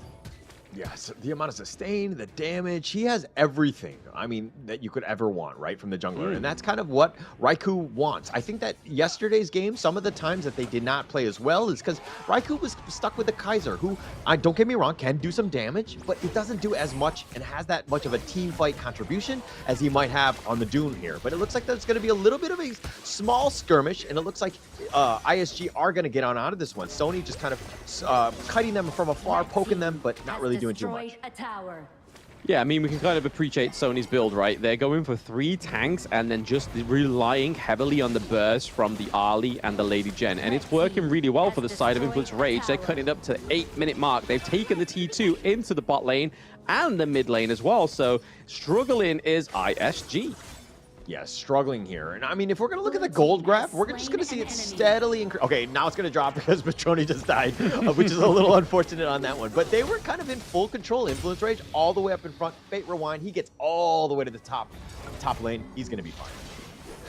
Yeah, I think the only way ISG are going to have a foot into this one, rather than just saying GG go next, is just making sure they're able to gain some priorities in these lanes. Just try and take some of these T1s. But there was a nice takeout here for Petroni, getting caught out a little bit too lost in the source. But again, neutral objective potentially going over to Influence Rage, where we're still yet to see either a turret or a neutral objective go for the side of ISG, which is really putting them into a sticky situation. Yeah, a bunch of sticky situations, and they've been kind of pushed back. ISG have not really found that space that they want. I mean, Mooster's had a decent game, but here's that gold graph that we're talking about. All in favor of Influence Rage. Again, that little bit of a divot in the sense of Petroni dying there. That has kind of helped them out, but again, Influence Rage have that map control, pushing them back. ISG right now falling a little bit behind at this point. It's about 7K. Yeah, it's clear to see that ISG are on the back ropes, right? They're literally trying to just keep a bounce, maybe just keeping them propped up in this game one of this match. But Influence Rage just so much damage and potentially forcing a fight here, trying to get onto the Fang. Okay. Yeah, the Wind Slash a little off the mark. Raikou just zoning them away, but here's a Death Set Sunset. They're going to look to go for this one. Oh, and he gets solo, but he somehow survives. All of them are going to turn this around. Influence Rage turning this. They've gotten 2 thus far, Muster and Ezreal, and now they're pushing the mid lane, and that was a bit of a disaster as, you know, Muster went in, but the rest of the squad wasn't there to help back him up.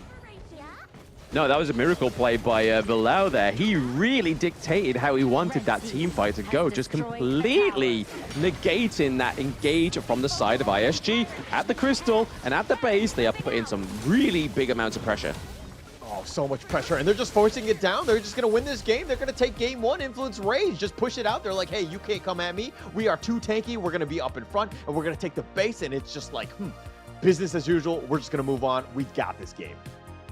Hey, we were talking about that maybe this would be a close 2-1, but if Influence Rage maintain this ferocity, it could be a 2-0 for them in day 2. Yeah, I love the strategy, the change up that they had. Again, just really focusing it down, prioritizing on Ezreal, just making sure that he had a bad game just by taking his enemy jungle. He had really nowhere to farm, and he fell off pretty hard. So again, this is where Raikou was like, okay, I'm the far superior jungle. Let's go. We know what to do. But again, if we're going to talk about day 1, you know, Influence Rage did win game 1. Might be the same thing. Well, your thoughts on Blam? Can they come back? Isurus, that is. Well, I mean, game 1 was a lot more closer for yesterday's match between these two teams, and then obviously game 2 went the full country yard there. They went all the way to the Tempest Dragon, and then obviously game 3 was a little bit more into the side of the favor of ISG, but this time around, they are showing that they are here to play and here to secure that spot for the Brazilian region. Influence Rage. Just looking across the board, that triple tank meta, the burst rage, burst damage coming from Patroni and Cozy, really implemented such a great roster on the side of Influence Rage. Yeah, I mean, the KDA is not too impressive at this point, but again, it was just all about those objectives, doing the damage that you needed to have done with Cozy. I mean, he had 65k. He was zoning them away. ISG really could not really take too many of the fights because Cozy had done so much that the team was already defensive and they had to just go back and heal. They couldn't really take the fight to them, and they couldn't really get onto Cozy and Patroni throughout, who were, you know, doing quite a lot of damage and being up front, of course. Yeah, I mean, just look at the high now, right? Taking 37.5% damage, as more damage than the Zhang Fei took overall. So, again, just really showing a testament to this triple tank meta. Sometimes it won't work unless you are able to control the early game, but that's the one thing we know about Influence Rage, right? They're able to control the early game, and they're able to continue that control. They never take the foot off the gas, and you're going to see that here in the highlights. Yeah, for sure. I mean, this is the big dive in the bottom, and it looks like they were trying to defend, but, you know, they're trying to go, and it looks like Influence Rage had the numbers. Even under the tower, they were really not scared. They do get the ace after this one. They pick off everyone. I mean, that was a huge tipping point for them, and to get, again, in that driver's seat, Influence Rage, just really with a good team fight there. Yeah, huge team fight to begin with. We thought that Muster was going to come out on top of that. We were able to get more than a double kill, but hey, he tried his best. Muster really worked it into that with the Death on Sunset coming through, able to clean a double kill from what was already a shocking team fight for their side. But Cozy there, like you said, Hauler, great zoning, really showing why he deserved MVP in game 1. Yeah, 205, 65,000 damage, essentially. I mean, this is a guy that was just really started the fight where, you know, he made everybody bleed. And again, just made Influence Rage really not want to take any sort of fight because they had started this. And again, it just comes back to the Lady Jean. Always a power hero, especially in that mid lane. Definitely top tier. You got to respect him. And, you know, I would say Cozy, very apt at the hero and super scary to deal with. Yeah, I think looking back retrospectively, maybe they could have drafted the Angela onto the side of ISG. But for now, that's what they've got to think about in this short break between Game 1 and Game 2. Can ISG bounce back like yesterday? Stay in the chat to find out soon.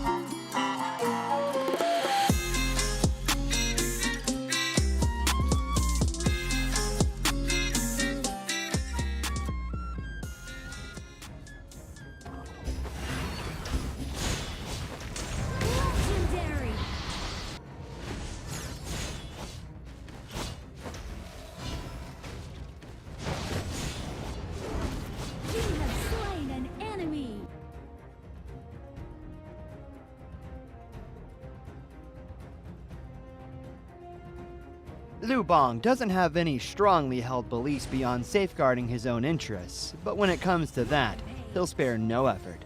This is his passive skill, which automatically grants him a stack of mark every second. At a certain number of marks, he gains an enhanced basic attack. This is his main damage skill. It enables a shield that deals damage to nearby enemies either when it expires or when he manually disables it.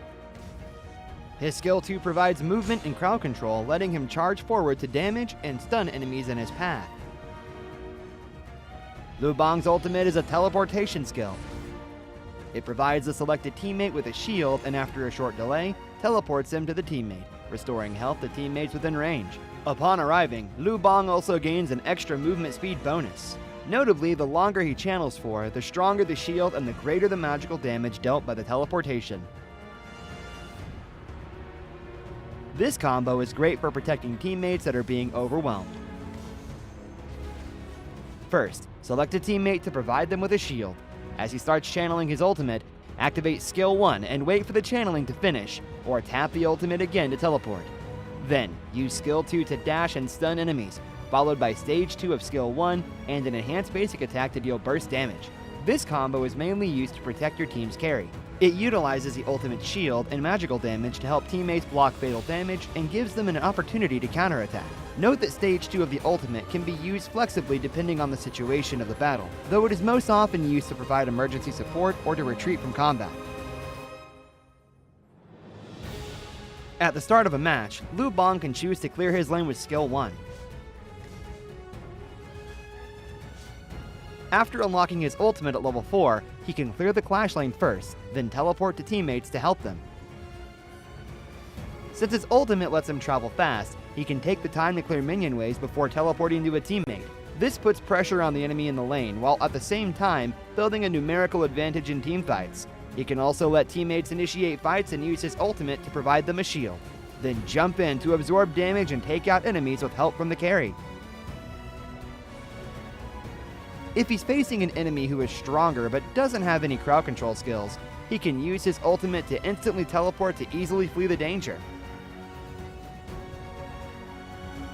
Lu Bang should focus on leveling up during the early game. After unlocking his ultimate at level 4, he can keep using it to reach teammates and help them build an advantage. During the mid to late game, once he has enough defense and damage, he can mainly focus on laning and teleport into team fights to protect the carry and take out unsuspecting enemies. There, pull out the root of the problem. What's a conscience? A kind of snack? Why duel someone when you can gang up on them in a valley?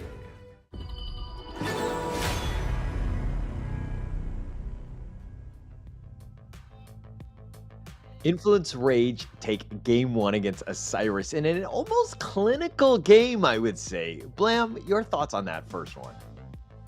Yeah, it was a bit hard for the Nazir to actually come back when you're playing from the back foot, right? When that's being starved in the jungle from the triple smite and also the triple tank meta that Influence Rage had. They were just able to clean up those Crimson Golems. A lot of damage was already being missed on the side of ISG, and it was all going over to Petroni, right? Even though Petroni got caught out a lot of it, it was just all down to that burst damage. We saw it multiple times. He had both of the buffs going for him, whether it's because he took out the Zer or he's able to actually just steal the buffs from the side of ISG, but they really just pinned them down right to the higher ground turrets, which when you're at that point, it's hard to come back from, especially in such a match that's at a short duration, right? Like an 8-minute match would be a lot harder to come back when you're at the higher ground turrets than it would be at maybe like a 17 or 18-minute game.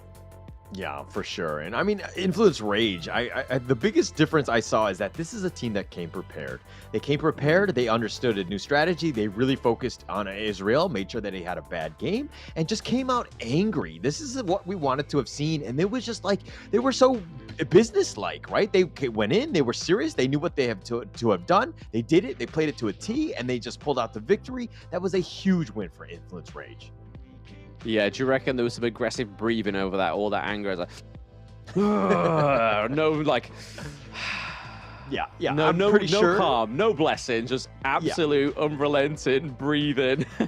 Yeah. My advice is don't breathe. Yeah, just go in. Just continuing on from yesterday. Just get angry and just go after them. And really, Influence Rage lived up to their name of just being like this rage-filled team because they were super angry.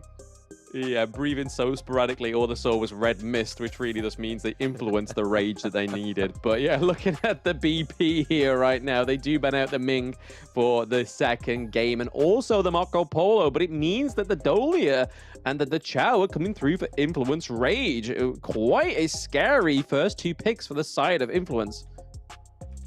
Okay. Definitely scary, Dachiao and the Dahlia, of course. But then in response, you have the Ogren and the Moats, which kind of sets them up. I think that that's a great counter pick to this one. Already very highly contested picks. And of course, the strategies are being shown, especially with the Dachiao there. Influence Rage picks up the Elaine to kind of round off this first phase of the draft. Yeah, I mean, we saw the double deaths on Sunset yesterday on the side of Influence Rage, and it went a lot better than it did for ISG, unfortunately. But if you look at the Hugh Huan and the Orgrim pick, I mean, those first 2 picks are great flexibility, right? Because the Hugh Huan could be jungle, could be mid lane, or the Orgrim could be jungle, or could be Clash.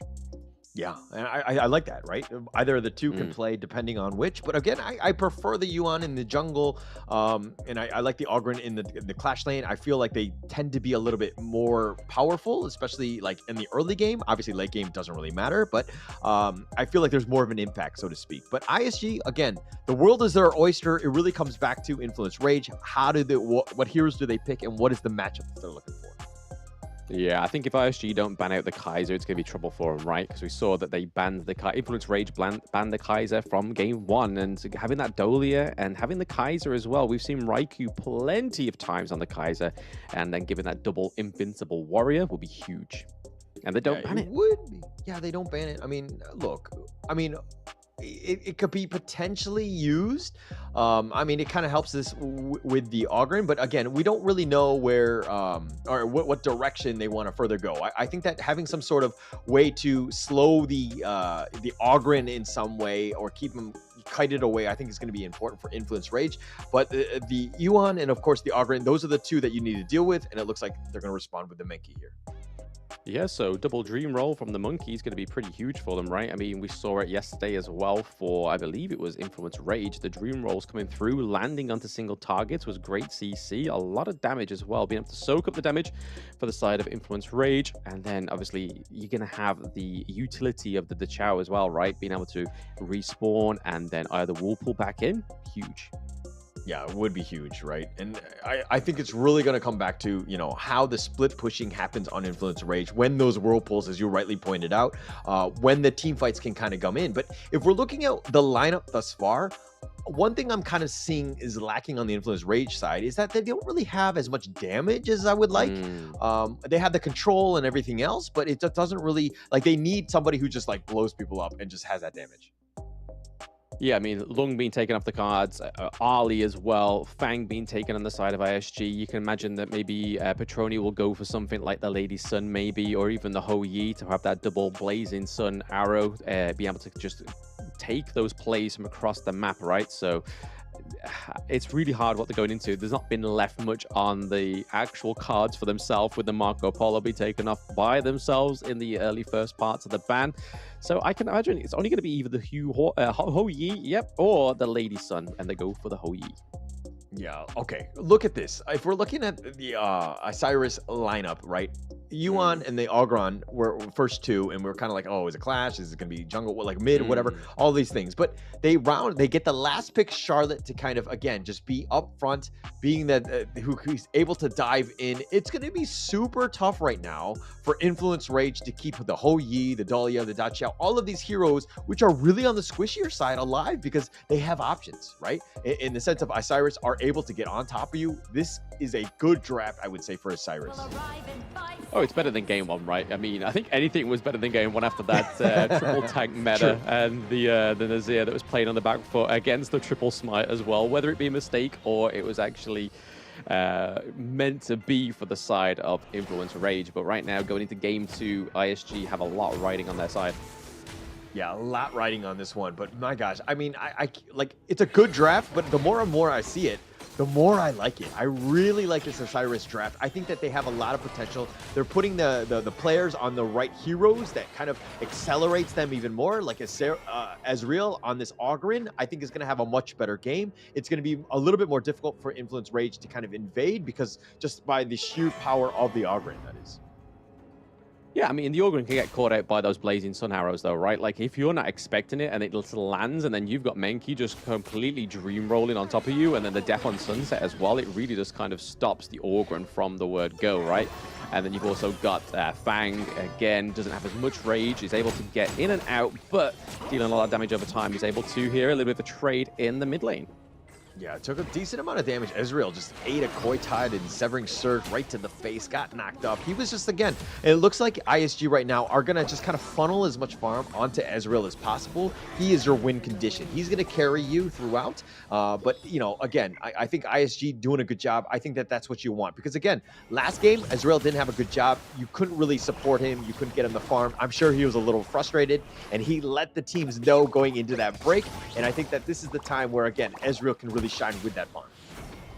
Yeah, I think a bit of the comeback mechanic for the side of ISG, right, is the combo of the Cannon Blast, but then also Fang. Fang's able to roll in once that Cannon Blast hits. They're already CC'd, and then there's going to be a lot of damage going over to their side there. Monkey into the top lane. A lot of damage coming from Muster right now. The Conductor of Souls does come through from Cozy.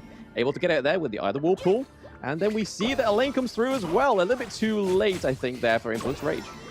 No, actually, it was perfectly done, right? Cozy just Sea of Tiding out of there. He knew he was in a bad spot. He kept himself alive just because of that. And then he put the Whirlpool just to kind of help everybody get back into position. They weren't really going to go for the team fight. It was just more of a repositioning one to just save time, getting back into the lane. A smart play by Influence Rage as they don't lose a beat. Okay, I'll concede that point, Holler. I'll concede that point. But right now, we're seeing that the goal difference is pretty much neck and neck right between these two teams, which is already showing a little bit more promise for the side of ISG. Yeah, for sure. And, you know, again, we knew that these two teams were going to be very strong. That early game was going to be hotly contested. It was going to be going just, you know, very, again, like a tie game going into this one. But Influence Rage had a huge, like a pocket strat that was built specifically to beat Osiris. This is a little bit more of a conventional draft, and so that's kind of why they're playing a little bit more stock standard, and I think Osiris are aware of this. They don't have to defend their jungle at all points. Ezreal can get some sort of farm, so it's one of those things where they're, you know, again, playing a more normal game. Osiris understand how to respond to this. Oh, absolutely. The fact that they don't have their triple tank meta, right? They're not able to just rock up into the enemy jungle and just take any of those buffs that they wish they can. But right now, the Cannon Blast is actually being quite an impressive tool for the side of ISG. Charlotte may get caught out here into the Clash lane as we see the three-man rotation from the side of Influence Rage. The neutral objectives are up in about 16 seconds. Yeah, Capex doing a good job on the moats, just as you, again, you rightly mentioned with the Cannon Blast. And that's what you want to do. You just want to be super annoying. It's one of those things where, you know, Influence Rage, Petroni wants to just free farm. He doesn't want to be Cannon Blasted in the face. He doesn't want to be stunned. He knows when he's going to go for those last hits. He wants to continue on.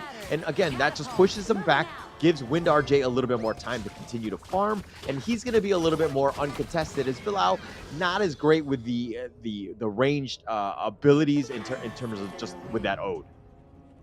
Yeah, instead of going for the Tyrant, it looks like Ogryn's decided to shift up towards the Clash lane here, maybe try and get a kill onto Sony, but not right now. We're not seeing a huge rush for these neutral objectives. Now that they've got the mid priority, they may go for the Tyrant for the side of Influence Rage. Kind of see Ogryn and Charlotte going for the Overlord instead. So they definitely want the more damage, right? Especially when they've got the Ho Yi on the side of Influence Rage. They're able to secure it, and nobody takes it. The Cannon Blast looked pretty promising, though, trying to steal it, but not securing it. Yeah, Influence Rage, they're, I mean, a huge commitment of 4 members, especially early.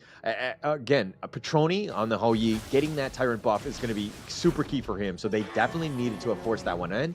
They needed that Tyrant buff going into this one. Because again, Petroni, it helps with the farm. It just helps push along. And that's kind of what you want. You want to give Petroni the chance to really shine with all of that damage as he pushes it through. But again, we haven't seen too many Burning Sun arrows from Petroni. And I think he's just waiting for the right time. He's literally charging at that Blazing Sun arrow, right? He's just, he's been very conservative with it. He doesn't want to drop them willy-nilly. There we go, as we sort of called it. Coach Hauler comes through, but it is going to be a miss from downtown, unfortunately. All right, well, when I made the call, it looks like Isurus had heard the call as well, and they're like, everybody alert, alert, red alert. And so they ended up dodging it. Yeah, it's like, they're witnessing to the fact that I haven't dropped one yet. That's no good, that's no good. I need to do it. Just cracked under pressure. Yeah, and I mean, the first one was used at level 8. If I was Petroni on the Hou-Yi, I would have definitely shot it right when I got it at level 4. I would have pushed it along and just tried to fish for things. As soon as you get it, hey, just faith and dreams, baby, faith and dreams, and just literally launch the first ultimate as soon as you get it. I like the cowboy attitude of the Hou-Yi. Yeah, but okay, we're getting maybe a T1 takedown as well, so nobody dying, but a T1 getting traded. Yeah, Influence Rage doing a good job with just the structures. And they're not about all the kills. They play a very strategic game. And again, going for those structures, super key, starting it off, but they're a little bit behind, but not the worst thing in the world, especially since Raikou is doing a great job with his net worth. He's finding farm across the map, and he's definitely been able to fortify each of the different lanes as well. Yeah, I mean, considering, right, the Influence Rage, you could kind of make a case for them having a little bit more of an influence on the Gorge, forget their better word, but you can kind of see that the goal difference is really reflecting that. It's slowly in the head, or if not equalized on both of these teams right now. It's very neck and neck. The Blazing Sun Arrow does connect onto Motsu. Are they able to claim a little bit more? No. Not able to gain that speed from the Monkey or the Chow. Yeah, and the Burning Sun Arrow is one of those things where it's like, yeah, I can hit it, and I mean, if he's closer to me, I can hit it. It's much easier to do, but then the stun is a lot less. So it's kind of one of those things where it's like, I want that long stun, but I want to be in his face, so it's kind of like conflicting, right? But in the top lane? Yeah. Yes, in the top lane, a little bit of aggression there. We do see the Orgren's using all that he can to kind of do the damage early on. The path of passing does come through there, tries to gain access to the Crimson Golem, but the Death on Sunset goes into the backline onto McGinty, but now it's going to be a 5-on-1 into the lane. The Celestial Blessing does come through to save Sony for now. Still the Dream Roll, yes, lands onto Muster as well. I thought they was going to just leave it there, but now that Petroni's coming in, it's like, hey, Mr. Big Guns with the bow and arrows coming through. I think we should just leave right now while we've still got some life. Okay, Mengichi just playing with his food almost, right? Where Sony went in with the Death at Sunset, he was being completely focused, but he just like drops the Unending Sorrow. He's going to dodge all of that. But luckily, of course, there's Bilal with the Celestial Melody, giving him that second one, and Sony does get out of there. A good fight, and you're seeing just how mechanically skilled both teams are. Yeah, but they're leaving Petroni in the corner, right? Nobody puts Baby in the corner and gets away with the consequences. And right now, they're going for a bit of a macro into the bot lane, but we do see the Death on Sunset twice come through from Sony once more. Cannon Blast really saving the day there, putting a lot of pressure onto the Orgren. Orgren gets the first kill onto Sony right now, and there we are. Capo looking pretty low. Monkey comes through, gets a 1-1 trade for Influence Rage, keeping that gold differential at a standstill. Yeah, Catbox with a nice think inside the box, really setting it up and locking Sony down, right? Yes, he has the Death at Sunset, but Catbox is just like, you know, like foaming at the mouth. He's just waiting for him to just get on out of this one and to drop in so that he can get that think inside the box. Oh, yes, it came through, but yet again, at such a short range, their stun is so low on that one. Whereas if that came from downtown, boy, he'd still be standing there if he's not dead. Yeah, but again, who else is going to do the damage, right?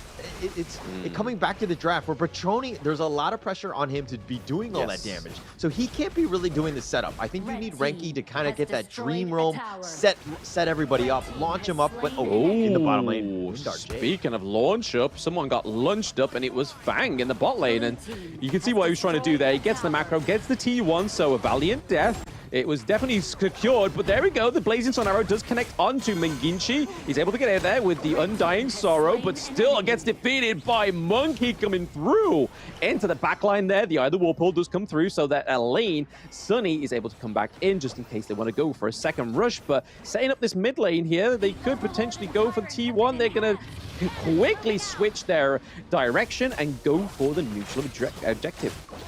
Mengichi actually didn't have the Unending Sorrow at that point. He had just been caught out. The bad, like a little bit of a awkward positioning. I would dare I say bad positioning.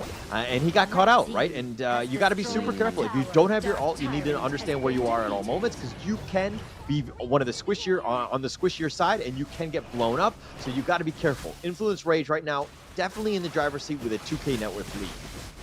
Yeah, I mean, that was a great, like, multi-factor objective going on right there. They was going for the neutral objective. They had the minions in the mid lane, taking the T1. And then you also had Sony up into the Clash lane, just making sure nothing was going to take that T1 for themselves. So, again, still secure in that Clash lane. It's literally holding on by the skin of its teeth for now.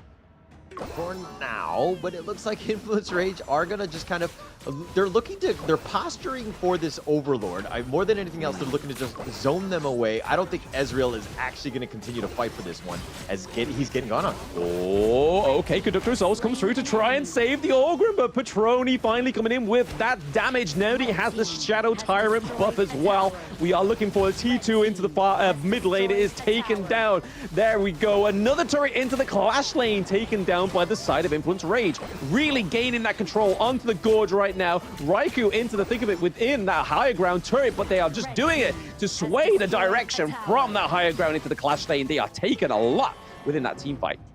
Oh, Cyrus losing Ezreal. There could not have been a worse player to have died at that point. The fact that, you know, he was down, they had no way to defend. They lost the T3, and all because Ezreal was up front, he got caught out.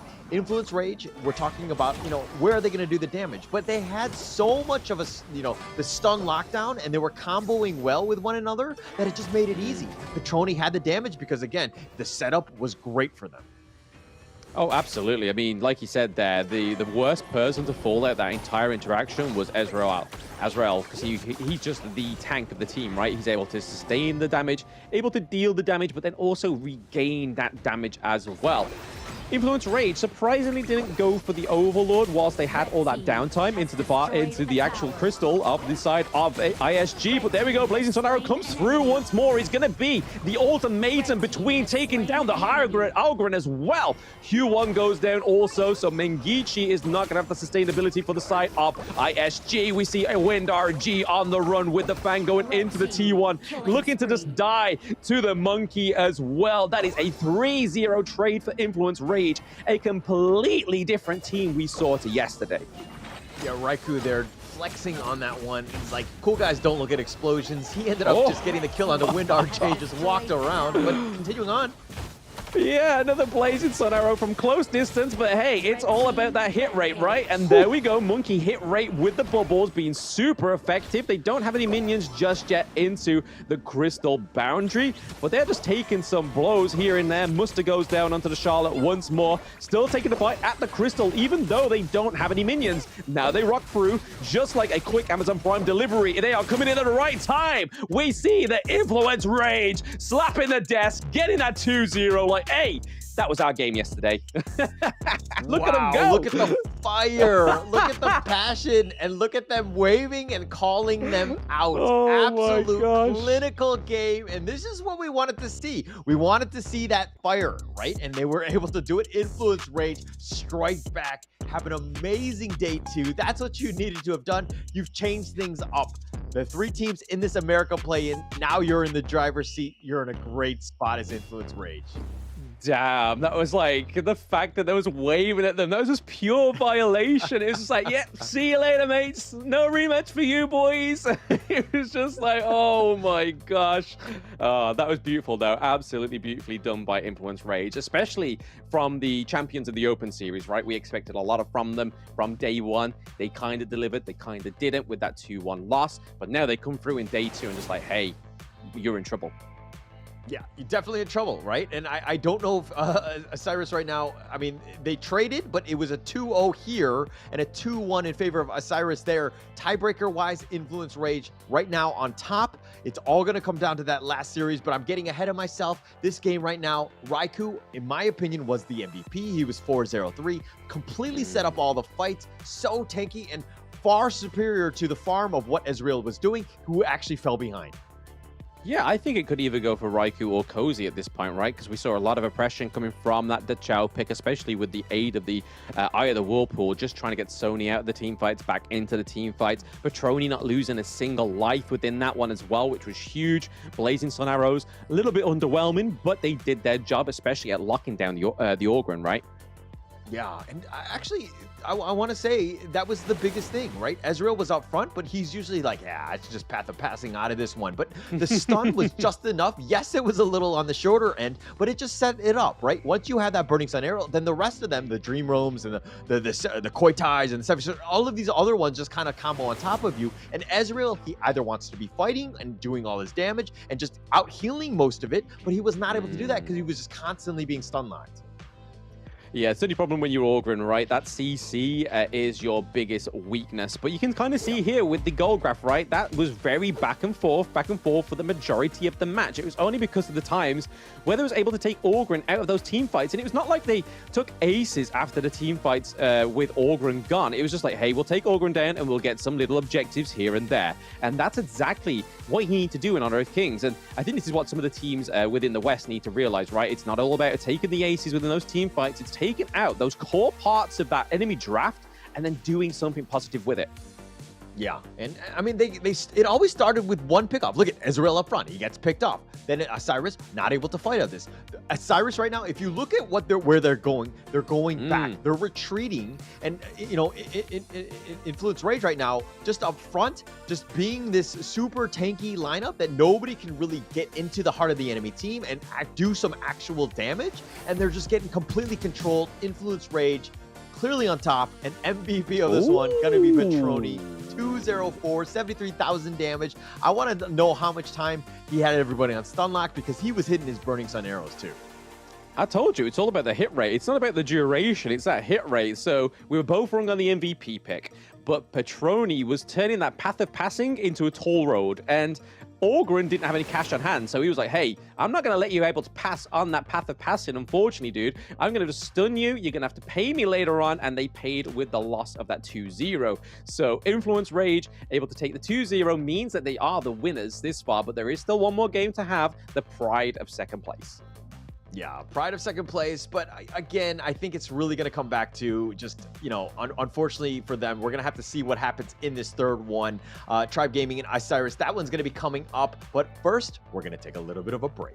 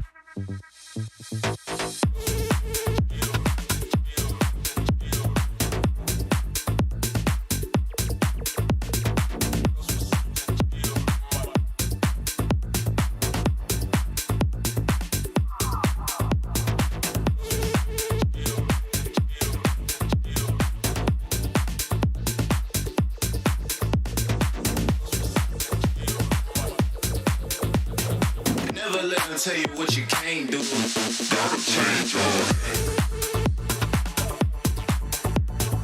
Never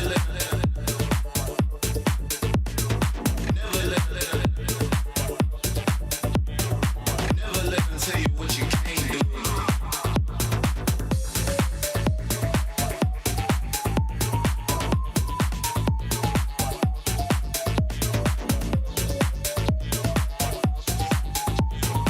Never let them tell you what you can't do, can't do, can't do.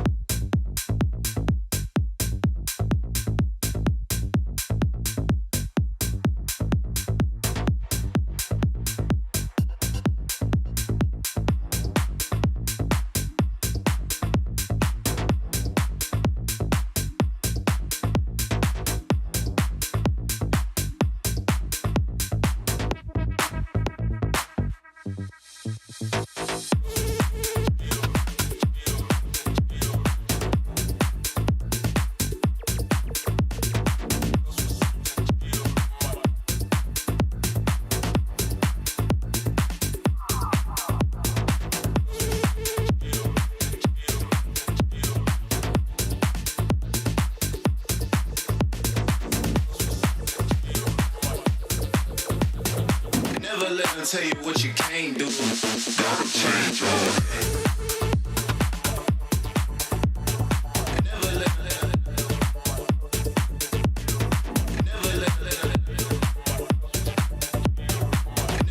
Tell you what you can't do.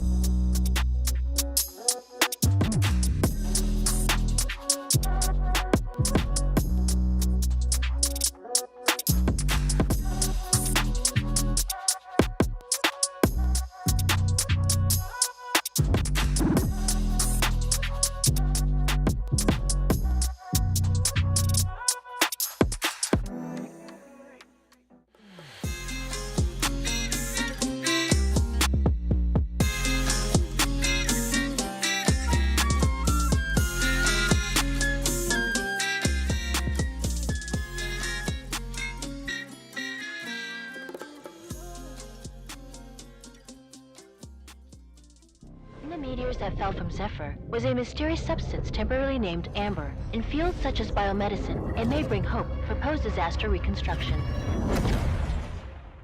The possibility that they're still alive is practically zero. This is our only chance to save them.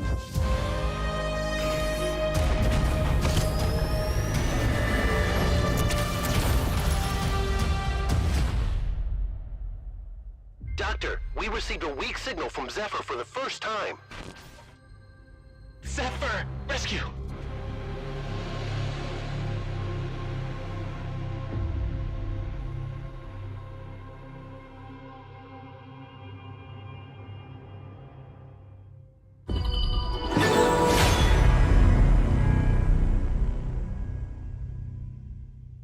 Esports, and they get what they want. Snow caught in the middle of 4 once again, and here comes the Infinite Vastness aggressively, and at this point it is a 1-by-1 they fall.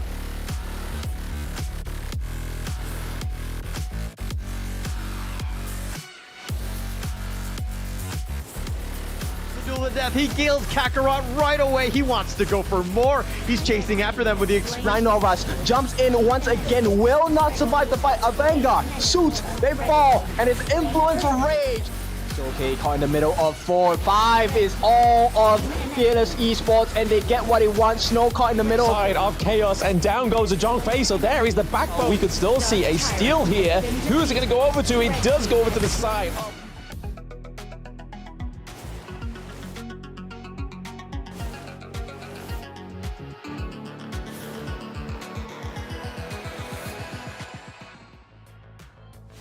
Welcome back to the Honor of Kings Championship 2024 America's Play-In. We are in the final matchup. It's going to be Tribe Gaming going up against Isurus. The winner of this one gets to check in first at the airport. Blam, how you doing in this? How are you doing today? Oh, I'm doing fantastic if it hasn't already shown. I mean, we've been spending some time already together, Hauler, but those matches from earlier have been super fiery. But if we just look at this here, the games won between these teams means that even if ISG are able to take another game, the 2-0 from the side of Tribe Gaming, it means they're only going to be the up by two, so 6 games won and then 3 games lost, right? Yeah, unfortunately, I don't think that they have a chance at the top spot. Influence Rage after that monster performance in the second matchup of the day where they 2-0'd Isurus. I mean, they really stuck it to them and they let them know. There was a whole bunch of trash talking after that one. And Influence Rage, I mean, I'm sure they're ecstatic, but it's one of those things where it's like, whoa, settle down. Let's show a little bit of sportsmanship going into this one because they were very feisty.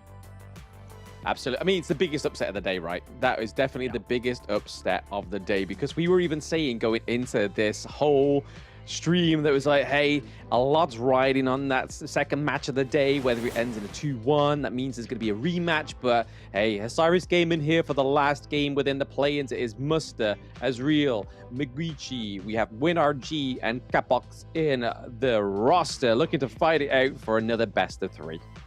Yeah, and I mean, this is one of those things where, it's all about the experience, playing it out, even, going at Tribe Gaming. I think that they're going to be a little on the downside, but it's still one of those things where, hey, you're a professional in this one. Let's continue to play strong and build off of that momentum going in and not take a nap like that guy was.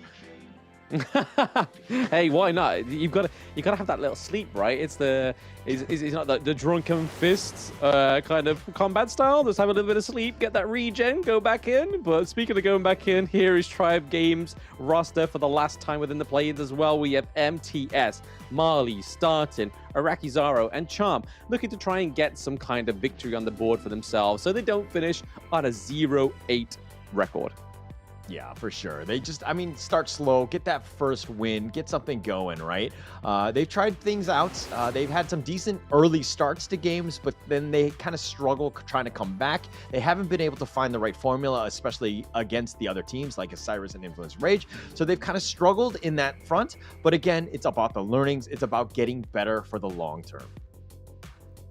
Yeah, absolutely. I mean, we've seen a steady improvement for Tribe Gaming, but when you're in such only a 2-day thing with the matter of 8 games for you in total, it's not the kind of time where you want to have a slow improvement, right? You want to be bringing your best. You want to be learning as much as possible from every game in this play-ins. And right now, the last opponent is Isurus Gaming, so have just taken a beating from Influence Rage. So let's see how Isurus comes back. Is it going to be with vengeance, or are they just going to be like, hey, let's have some fun? Well, it looks like they can have a little bit of both, right? They can have some fun and they can get a little bit of vengeance. This Mai in the mid lane is going to be super, super high flying. We expect nothing but the best from Mingichi on this one. I think he's going to be a little angry, and he's probably going to want to take the fight to the enemy team here.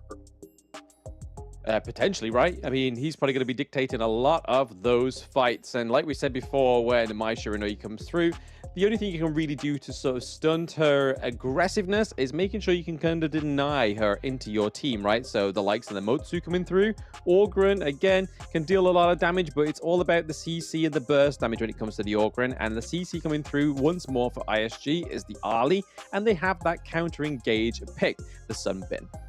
Yeah, it's going to help again. We talked about it earlier today, but again, you know, it's all about the time flux, getting out when you need to, when the Ogren decides to run at you, even with Path of Passing, even with your cheats, so to speak, getting over the terrain. It's going to really help you out and dictate how you deal with it. But the D-Renge going to be picked up by Tribe Gaming. That's going to be a nice little counter, or they're looking for it, at least in the laning phase. That's going to help them out, but I think it sets up nicely with that moats. Yeah, I think it's the first time we've actually seen Tribe Gaming pick up the DRNG, to be honest. They've always been about the Lady Sun, the Ali, the Lung, when they can able to pick it up. But, hey, Lung's not even been banned this time around, and they decided to go for the DRNG. So a little bit of a weird one there. The first time we've seen Lung not banned and not picked up once. Yeah, I mean, it's a great opportunity. Again, maybe they're just changing it out. I think Isurus right now, we're more just like, hey, we're going to take the Arlie away. We feel like, you know, Iraqi Zoro plays it quite a lot, and they tried to focus on it. So it's one of those things where it's like, hey, if we're not going to ban it, we'll just pick it, and then we'll potentially look to outplay them with it. Yeah, the ban of the Musashi makes sense, right? Again, a big counter to the Orgren, a big lockdown mechanic as well. And then over to the side of ISG, they ban out the Dharma, and a lane being banned as well means that the Clash lane becomes an even slimmer hero pool. So you have the likes of the Byron still up. Will we see MTS pick up the Guan Yu? No, he goes for the Byron. So, hey, I shouldn't have guessed myself. Byron coming through. It's a nice little compliment here. I mean, it's good. I think it's definitely something that you want in that top lane. Tribe Gaming just want to run at you, and it helps out with Ogren. I think, you know, that and the moats to kind of set up with Cannon Blast. It's going to be super interesting how they do it. Again, I always feel like Tribe Gaming go in with good drafts. I never have an issue with that. It's more of the execution part where they're kind of not on the same page as maybe some of the other teams here.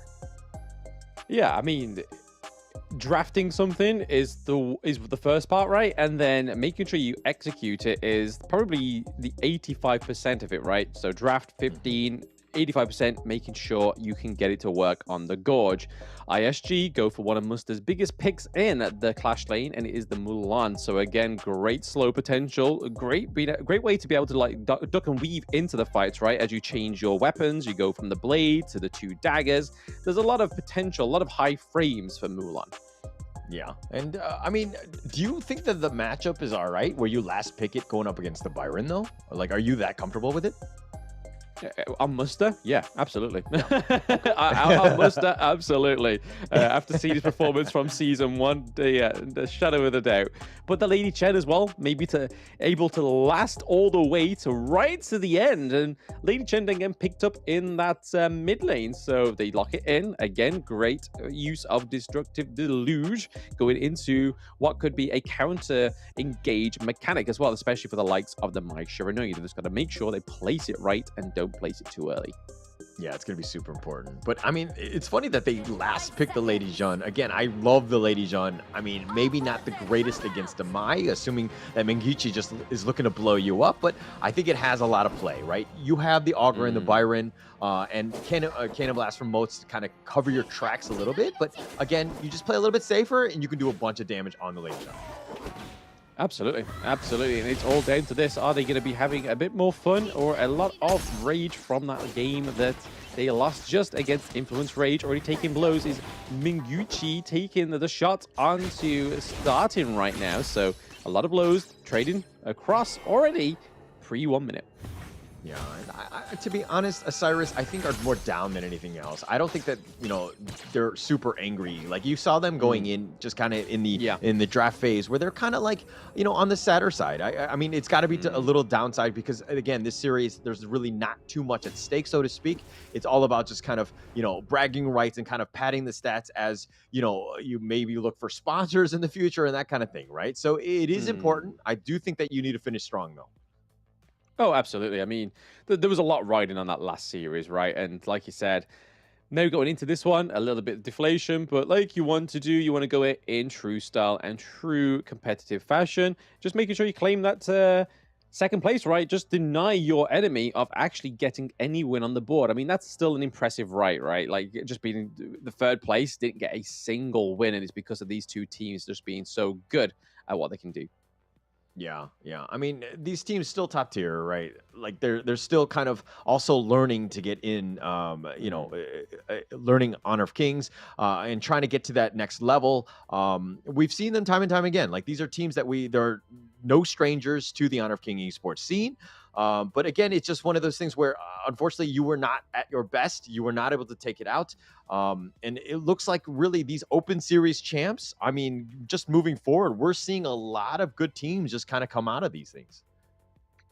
I mean, when you got a team like Influence Rage that managed to gain third ranking in the last Chuck BI, it really puts weight behind the team, right? I mean, this has been a team that's not always been under Influence Rage. They've been under the organization of Fluxo, and Fluxo have exposure all the way back to KIC. So again, a lot of experience from the team just by themselves as players, and then also being able to rank themselves as third in the last Chuck BR tournament, only losing out to Loops towards the end there is pretty huge for a team, right? And it's a huge standard that's going into the next tournament, which was the Open Series. They had to prove themselves, and then going into the play-ins was the last part they had until they get to the KC 2024, which VKS won't be at because it is, I believe, who was the winner of the Brazil one? I think it was Alpha 7. So again, two Brazilian teams, a little bit different to what we've been seeing in the global tournament so far. Alpha 7 and Influence Rage both taking the stage for Brazil's region to represent them and hopefully do a better job of what their previous predecessors have done. Yeah, and a lot of props to them for making it. Brazil has some great teams, definitely top tier, and I mean they're competing with the Malaysians as well and the Chinese squads. So they're making a name for themselves. They definitely have the experience and they have the competition, right? Which is actually very important because the competition makes the other team stronger, and you're kind of seeing Influence Rage just kind of like survive in that region and get themselves because of the fact that they have competed against the top teams. Yeah, absolutely. I mean, Brazil as a region before Global even started, right, was already a pretty promising region, but now they've been starting to be exposed to teams like Malaysia teams, and then obviously some teams that have some KGL players in the roster as well. It's only going to strengthen the actual experience and the talent of the Brazilian teams. But First Blood is going to go over to Tribe Gaming. It's a little bit of a trade down into the bot lane. Didn't quite witness that one there. Azerba should really get a replay for us in a moment. But again, some been trading it out for the DRNG, but then also we saw Charm get a kill onto WinRG. Yeah, and here it looks like here's the replay, the one that you've requested. It looks like Mengiche makes the nice rotation, but it looks like WinRG was actually the first to fall. Unfortunate for him, but Araki Zero did get killed in return. So farm laner for a farm laner, not the worst thing in the world. Yep, doesn't make anyone blind. It just kind of negates that gold lead, right? But speaking of gold leads, Tribe are ahead ever so slightly right now. So there is definitely a little bit of a better play style coming from Tribe Gaming here. MTS getting a 1v1 from Muster as well. The CC immunity comes through. Doesn't land the ultimate just yet. But there we go. Marley coming in with a flank. It makes it a 2v2. Now that Magenji's into it, dealing a lot of burst onto MTS, forcing them away. So there's going to be nobody falling right now on either team. Yeah, Mali was with a good gank attempt. It was, valiant in that regard. But Mangiche had just rotated up as well. And this is one of those things where it's like he was trying to back up his team. But Muster, understanding the limits, committed the flash, got the dash. And with that mobility, he was able to get scot-free, stays alive, which is actually going to be quite key in this game here. Quite Mengenki, right? Going into that one, surviving. Just another bit of a technical pause here. It seems like there is a bit of a gremlin within the headsets, it seems, today. We had none at all yesterday. A clean sweep of technical free. I suppose we are being punished for that technical free day in day one right now.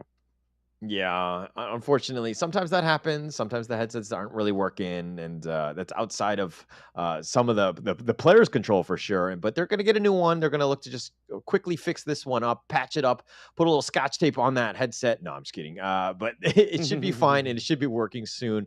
But again, it's super important that all the players can hear each other. Communication is the utmost key factor in a 5-on-5 game. Oh yeah, absolutely. You need to have that communication channel be clear, and so you can give precise call-outs.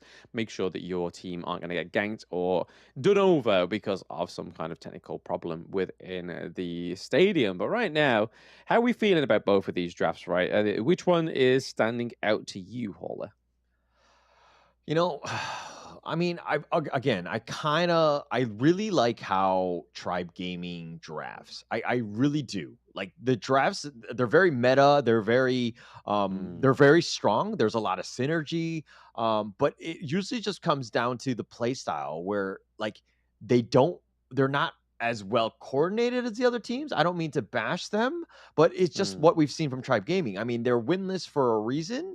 That said, I think Isurus are coming in with the Mulan isn't my favorite pick in that Clash laner. It's definitely going to be fine with Muster piloting it, but I think that there's, it's a good draft, right? There's still meta like the Mai, the Kaiser, the Arlie, all of these ones that kind of help out. But draft alone, I just love the Ogryn, right? I just think it adds too much to Tribe. Yeah, I mean, Ogryn has been pretty much one of those picks that you see Tribe always try and pick up. They don't want to give it over to the enemy, but they don't want to ban it. So they try and take it for themselves. They have, as they've progressed throughout the days, they've done a lot better on the Ogryn, right? Day one, they was able to get it, didn't quite do as much as they were probably hoping for. But again, they are showing an improvement on this pick. And Mali did a fantastic performance against Influence Rage, considering all the odds were stacked against Tribe Gaming after taking a 2-0 loss from yesterday, and obviously inevitably taking a 2-0 loss from them today. But I think they had a much better run at it, right? Yeah, for sure. I mean, they definitely stepped up, and they've done much better, especially in the early games, right? That was not really the issue. It was just more of like, again, converting kills into towers and some sort of objectives. And that's kind of where they were lacking. Tribe Gaming didn't really seem to have, like, I liken it to chess, where you make a couple of good moves and you're up pieces, right? But you're not thinking 3 to 4 or 5 moves ahead. It's more of just like that 1 or 2 to start, if that makes sense.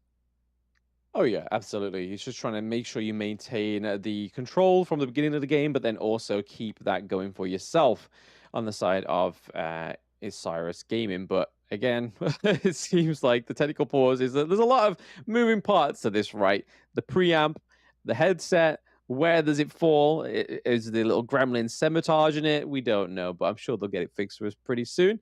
But yeah, the Ogryn pick, again, I think it's solid. It's solid. I like the Mulan from Muster. Again, huge pick. Really like it. But I really want to see how Mingichi performs on this Mai, because we've been seeing him on the Hue 1. We've been seeing him on the Princess Frost, and sometimes even the Lady Jen, right? So the Mai is definitely a different approach to the mid lane that we're not used to seeing on Mingichi.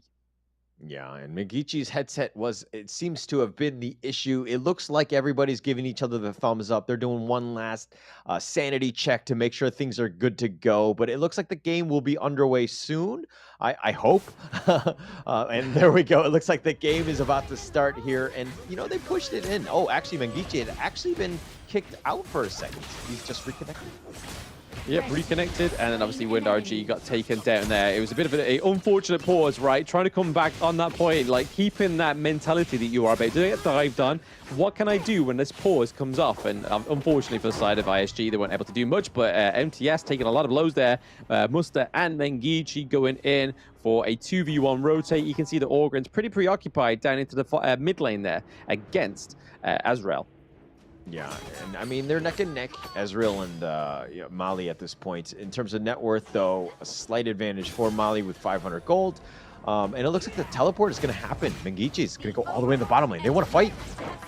They want to take a fight. I mean, it's a 4v3, right? They need to kind of try and make the most out of this, but there comes the Destructive Dislodge, trying to keep away the Mai Shiranui and the Ali. They lose the T1, right? So Tribe doing a little bit of a better playstyle in terms of claiming these objectives. First turret, the earliest we've probably seen Tribe Gaming actually secure a turret. Good early game, right? That's a good start. Yep. Again, up about 1.6K. They're doing well. That's what you wanted to have seen from Tribe Gaming. Now they're starting to do it, getting that T1. Good commitment. They had 4 members and they covered it out. Mengichi, I thought he was going to go for the teleport play to kind of help defend. No real chance. But again, that bottom T1, it converts and it turns into a Tyrant as well. So looking up for Tribe Gaming at this point. Yep, so far so good. It's looking like a bright day. Destructive Deluge may come through here for starting. He does place it down, but able to get out. Oh, okay, just on the border. Mulan does fall there to MTS. So try picking up a 3rd kill for themselves. Maybe even a 2nd T1. Yeah, I'm wondering if Isurus are just shaken up, right? I think that they've kind of, been so demoralized by that loss that they're kind of, it's affecting their play now, because this is really not the Isurus that we've known and seen. It's a little unfortunate right now, but, more props to Tribe, because not to take anything away, they're playing well. This is what we wanted to have seen from Tribe from the beginning, but they're just starting to hit their stride at this point. Yeah, woke up a little bit too late, right? But hey, at least they're waking up and actually trying to get something out of this best of 3. And right now, they take the T1 into the bot lane, take the T1 into the Clash lane, and currently up with the gold lead as well is definitely something of an improvement for the side of Tribe Gaming. They didn't quite able to steal that Azure Golem buff, however, but I think it's giving it over and giving some real weight to their draft, right? The Tribe draft is really good. You have the Motsu with the long range Cannon Blast with the setups. You have the DRNG able to try and escape any kind of CC on the side of Isurus Gaming, but then you also have the Byron, who's a tried and tested Clash lane pick, right? Able to do a lot of damage, able to get a really good flank, and also have a bit of second wind with his ultimate. But so far, Muster just sitting in this bush, hoping for them to try and push, but no, just giving those minions through, giving a bit of gold over to the side of ISG. Yeah, look at Tribe Gaming right now. They're funneling themselves back to their jungle. Oh, it looks like they're going to go. Cannon Blast. Yep, Cannon Blast into the path of passing. We do see that the Invincible Warrior is procced, but a little bit too late. Byron is able to take down the Sun Bin, and then the Kaiser goes down as well. So both Capo and Ezreal both fall there. Trying to stop the push into that T1 into the Clash lane. They're able to get that on the side of ISG. So two for one T1. Is that a worthy trade? Will be yet to be seen. But Mulan getting dived on at a 3v1 as well. Tribe Gaming taking more kills. Yeah, taking more kills, just forcing it out. I mean, he was completely off guard. He must have seen that they were making a rotation into their jungle. So Muster a little out of position at this point. Now it looks like the mid T1 is going to fall as well. And this game thus far has been all Tribe Gaming. Yeah, a nice start for them, right? I mean, a nice start till the end, shall I say, because this is the last game of the play-ins. But the Cannon Blast coming through here from Charm is probably something they've really been missing out for the rest of the time, because I think this is the first time we've seen him on the Motsu, right? You generally don't pick it if you're going to be deciding to play on the back foot. However, when you are ahead in that early game, it's able to dictate the pace of your opponents, dictate the disengage and the counter engage that they may have. And it's working very well right now for Tribe Gaming. For sure, for sure. And I mean, it's really going to come back to Charm. Invisible Warrior. Yep, Invisible Warrior coming through. The MTS, as good as you are, you're not going to be able to take that 3-1 engage, right? Especially when you got Ali on top of you, you've got the Sunbin, you've got the Kaiser being able to soak the damage, deal the damage, make the slow, as WindRG gets in there. So MTS does fall in that farm lane. They're looking to try and push this T2 into the mid lane. So if they are able to get this, they do get the one into the clash lane. So hey, 1 blood for a T2, potentially 2. I think that's a really good trade here for Tribe Gaming. They're looking to take it, and they do. They do take it, but the bottom T2 is taking a little bit of damage. It's being a little bit of pressure on that one. Tribe Gaming right now, it looks like MTS is going to look to fix the bottom lane, but they also want to invade the enemy jungle. This is a different Tribe Gaming team. They're up about 4K. They have a lead, and we haven't really seen them play too often with that. So how did they play it? I think they just keep this momentum going, right? They can't just kind of say, hey, we're winning here. We don't know why we're winning, but we can either put it down to our efforts or whatever's happening with, whether it's the efforts of what they're doing in this game or if it's ISG's just deflatedness here. But ISG are not literally waiting. They're not taking it lying down, right? They take it MTS once again, just waiting for those times to open up. They do open up that T2 into the clash lane as well. Pretty much regurgitating the play that Tribe Gaming just did onto ISG. So they're still not out for the count, right? ISG is still in this. They're down by 3K gold. They've just thought, hey, let's pull ourselves up by our socks. We still need to win this for ourselves. Yeah, actually a really good gank there. They were all 4 of them together. They just spotted MTS out. And, you know, I mean, he had the force field suppression. He is tanky, but against 4 heroes, you're going to struggle. MTS did die on that one, did expend the flash as well. So it's one of those things where it's like, okay, this is a small chink in the armor in that sense that Tribe Gaming right now are still in the, they still have a lead, but that lead is kind of dwindled a bit.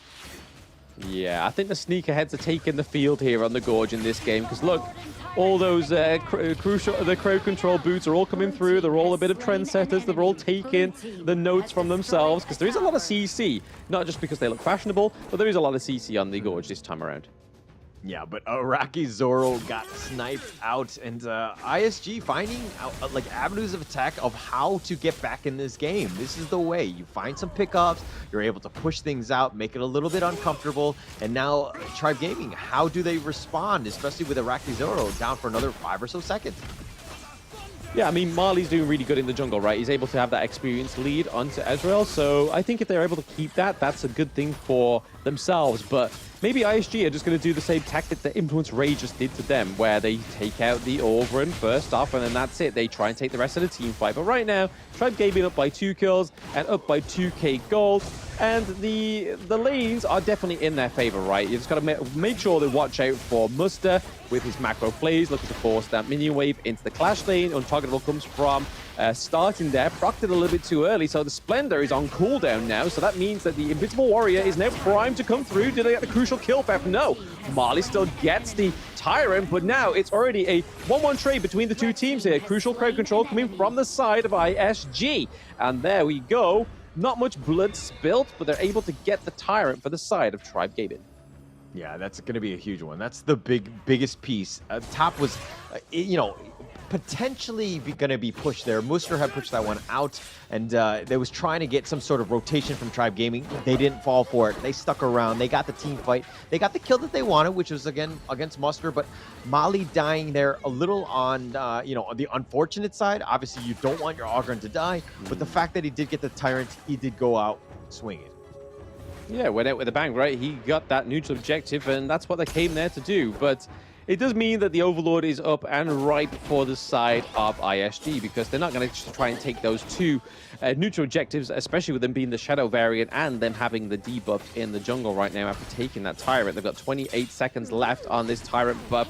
Tribe Gaming, if they really want to try and close out this game 1, they've got to try and do it now because as time ensues, that means that the itemization goes over to ISG, like the Kaiser, being able to get more tanky here. The Invincible Warrior does come through, but then you've also got the likes of the Arlie be able to come online, and the Mai Shiranui to get more damage as well. We see that Muster is caught down there into the farm lane looking for a push, but it's a 1v1 for now. Muster may get caught out. There's a knockup for MST, and then we do see the rotate from Iraqi Zaro, claiming the kill onto Muster. Yeah, so you're probably wondering, why did Mustard get caught out? He was so out of position, all that. But this is the thing. When you're playing from behind, you need a split push. You need to just constantly put a little bit of pressure on that. Tribe Gaming obviously shut it down. They did get the kill. But again, it's kind of one of those things where now that bottom lane's still taking a lot of pressure. That bottom T2 has already been taken out. Now Tribe Gaming, a little on the low side. This is a little risky. As Real does have a smite if they want to go. I don't know if they do. But they Oh, okay. So, yeah, MTS really scapegoated himself there, so they're actually able to claim the Shadow Overlord. Is that a decent trade? We are yet to see, because they do have the Shadow Vanguard. They can stop that minion wave in the mid lane, so they can't take that T1. So we'll see how Tribe Gaming do after they lose MTS, but now they gain the Shadow Overlord. A little bit of a fight here for the Crimson Golem. It does go over to the right person on ISG. It is Ali picking up that Crimson Golem, and we're already seeing right now that Windar J is doing so much damage on the Ali. The craziest part to all of this is that Tribe Gaming have the net worth lead, but Isurus Gaming are playing like they're winning, right? They're taking the fight to them. They have map control. Even the Vanguards are pushing them away, but Isurus are actually behind. This is where Tribe Gaming is kind of like, we probably should be a little bit more aggressive. We should be pushing it out and let the Vanguards do their work. But instead, they're just kind of staying on their side of the river and not really taking advantage of the lead that they've built. Well, it's the importance of macro, right? You can see why Muster is such a good Clash Lane player. The macro awareness that he has, but then also the appearance on the map. You can kind of see that Mengichi's not kind of sitting in one spot. He's all around the spot, trying to just kind of give aid to any of these macro players you're seeing from Mulan, and then trying to go in with and help that unfair advantage we've been seeing quite a few times where Muster's been getting caught out. And you can kind of see Mengichi already playing very close by. A nice phase check, though, however, from Charm. They're really surprising me here, Tribe Gaming. They seem to have their head on their shoulders, and they're actually playing like a proper team. But they may get caught out here. Mulan with the slash comes through. Rakizaro does fall to the invincible warrior that is Kaiser. Yeah, unfortunate for him. He probably should not have been there playing. Again, you got to be super careful with your positioning. Iraqi Zoro, you need to be hiding behind everybody else so that you can do the damage.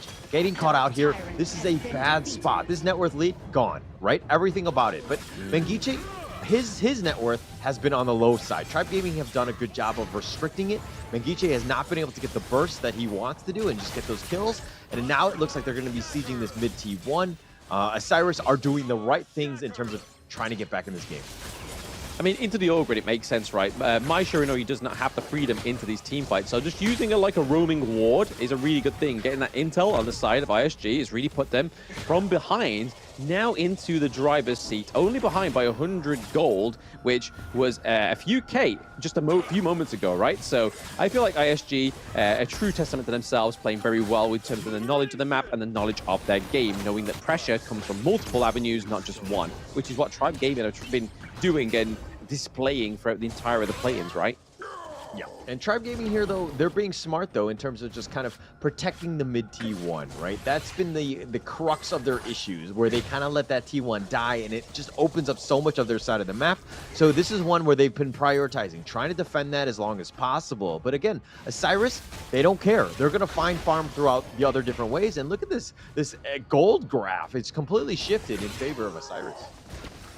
Yeah, and I mean, you can kind of see with Windar G as well, right? He's fully itemized, so you know that that damage is not going to peak unless he's able to secure the Crimson Golems or the Tyrant buff. So I think that's probably the point of call right now for Tribe, if they know what they're doing, is making sure they're able to try and just nullify that damage. As you can see right here, loads of damage coming from Windar J onto MTS, and he's able to get the takedown as well. Mengichi into the backline takes a lot of damage from the Orgrim, but knows he's still there. Invincible Warrior coming through once more. Sunbin doing the damage that we know this support hero can do. Orgrim trying to take out Mengichi. Marley trying to get something from this team fight. Makes it a 2-1 trade.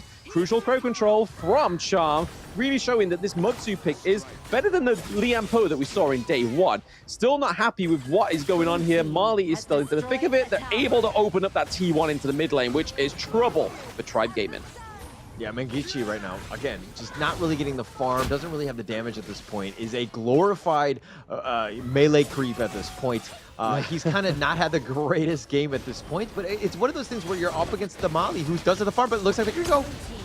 Yep, Invincible Warrior setting up a great engage there. The Cannon Blast comes through. It is Muster claiming the kill, however, and that does mean that the Crimson Golem does go over to the side of ISG. Opens up the Tyrant, the Shadow Overlord as well. They've just got to make sure that that Path of Passing doesn't come through to upset with the Smite. Using it as bait, they go onto Marley into the backline, whilst we see that WinRJ is just taking it all on his own. We see that the Sage's Sanctuary has been changed up for WinRJ as well. That comes into his itemization, allows him to be a little bit more ballsy with these next few interactions. But hey, we could be seeing a Tribe Gaming lasting up till the Tempest Dragon, which is definitely a big improvement for them.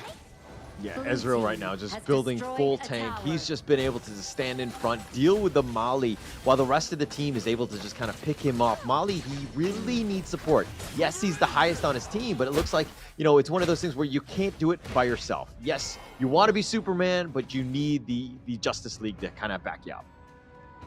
Yeah, and you can kind of see here the Sage's Sanctuary being sacrificed for the boots makes sense, right? Arlie does not need that movement speed. If she's got the Sage's Sanctuary, the CC control, Crow control doesn't really make much sense, right? Because you've got that second wind. And right now we're seeing a bit of a harassment onto the higher ground turret. There we go. Wind trading blow from WinRG. Path of Passing comes through. Not going to actually go and commit to that as they're trying to fight the Vanguards for themselves, which I think is a good pull for the side of Tribe Gaming. They're not going to lose their momentum. They're just going to maintain the defense and hope for a good offense later on in the game. Yeah, Isurus, they're playing that one perfectly, right? Took the top T3, zip on out of there. They go right to the Tyrant at this point. And it's going to be close in terms of, I mean, they got to burst it down in 30 seconds. They do. And now the Tempest Dragon is going to be the next big objective here. But Isurus Gaming setting themselves up for that potential big fight in that neutral. And with that map control, with this lead of 6K, I think it's going to be tough for Tribe Gaming to maybe contest on this one. Yeah, you can kind of see a lot of offensive items come from, defensive items, sorry, come from the Durangi towards the end, right? You can kind of see that the offense and defense item coming through there, as well as some of the magic defense for the Mai Shiranui, just to kind of keep him a little bit more weighted into these team fights, because we know that he has the cleanse, he's able to get out of there, but he's able to kind of stop somebody coming at him head on with that CC from his ultimate. But now you can kind of see the ISG are definitely having control here on the Gorge. Other than the bot side there, which Mengichi is going to stop now, is able to just nullify whatever macro they had and whatever priority they had in their lanes is now gone. Yeah, let Mengichi get a little bit of farm. I don't know if you just caught that, but Isurus, all of the members, Mengichi is actually the lowest. He's actually dropped below Capex in terms of net worth. He just hasn't had that great gain that we expected from him. But it looks like they're going to be pushing ahead, not to take anything away. They can still win with him being a little on the lower side of the net worth, because they have everyone else who's just kind of being, you know, super high. Ezreal and Muster and WinRJ have done quite well in that department, but the Tempest Dragon here, this is going to be a big one. Like I was saying before, it makes more sense for Mulan to be into the team fights rather than the Mai Shiranui, right? Very squishy, but she's very tanky. She has the CC immunity as well, so it means that they're not going to get caught up as much as the Mai Shiranui would. So for them to swap roles I think is a good thing for the side of ISG. But now what could be even better for them, or even Tribe Gaming, is a crucial kill theft onto the Tempest Dragon. Marley is sitting close by. Ezreal is already putting a lot of pressure on. WinRJ is looking for a potential reset onto the Tempest, which could be huge here. Marley tries to go in to try and stop the reset, but it's not going to happen. We see the Invincible Warrior come through. He does have the Sage's Sanctuary as well. MCS doing a lot of damage onto the Kaiser. Kaiser's now back into it. That is a kill going over to the side of ISG and Tribe. 1-2 trades so far for both of these teams. It's looking to go into the favor for ISG for now. WinRG doing a lot of damage, but also Marley picking up a double kill as well. He goes down, he has the Sage Sanctuary, but it's not going to be enough there. We do get the shutdown as well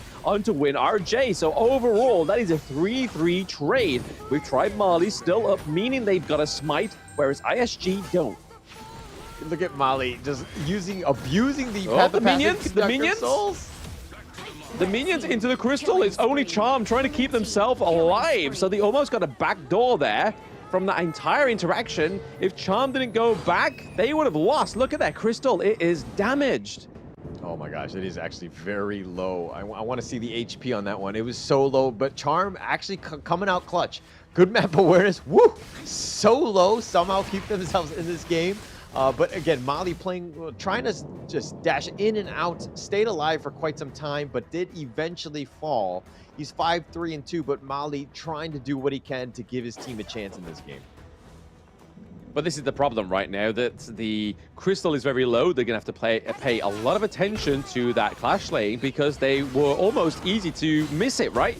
MTS doing a lot of damage, but Muster is taking those blows like a champ. He has the Sage's Sanctuary still, right? Oh, WinRJ taking the kill onto starting, so no more destructive deluge from the side of Tribe Gaming. They've really got to see where they can get that damage from right now. It's really holding on to either MTS or Iraqi Zaro to do that damage, because Orgrin is just going to be their kind of staple anchor pick going into these team fights, but they're already down by a handicap right now. Tribe Gaming have the passing coming through to kind of position Mali straight into the back line to try and stop those minions, but it's a great engage here for ISG. We see Menginchi go in as well as Ezreal. They'll take on the kills. It is a 4-0 trade so far for ISG. They're looking to close this game out in a 23-minute match against Tribe Gaming, the longest they've lasted, but unfortunately, they are going to go down in game 1.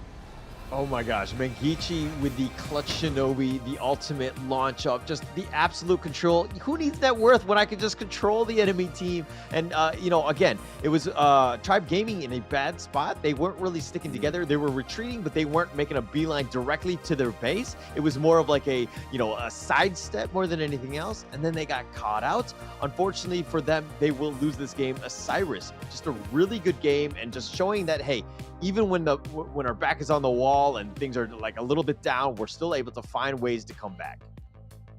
Yeah, you can kind of see that it was deflated going into that fight, right? But then they came to the realization like, hey guys, we've got to just make sure that we win and do the best we can coming out of this one, because obviously they're not going to get into KC 2024, unfortunately.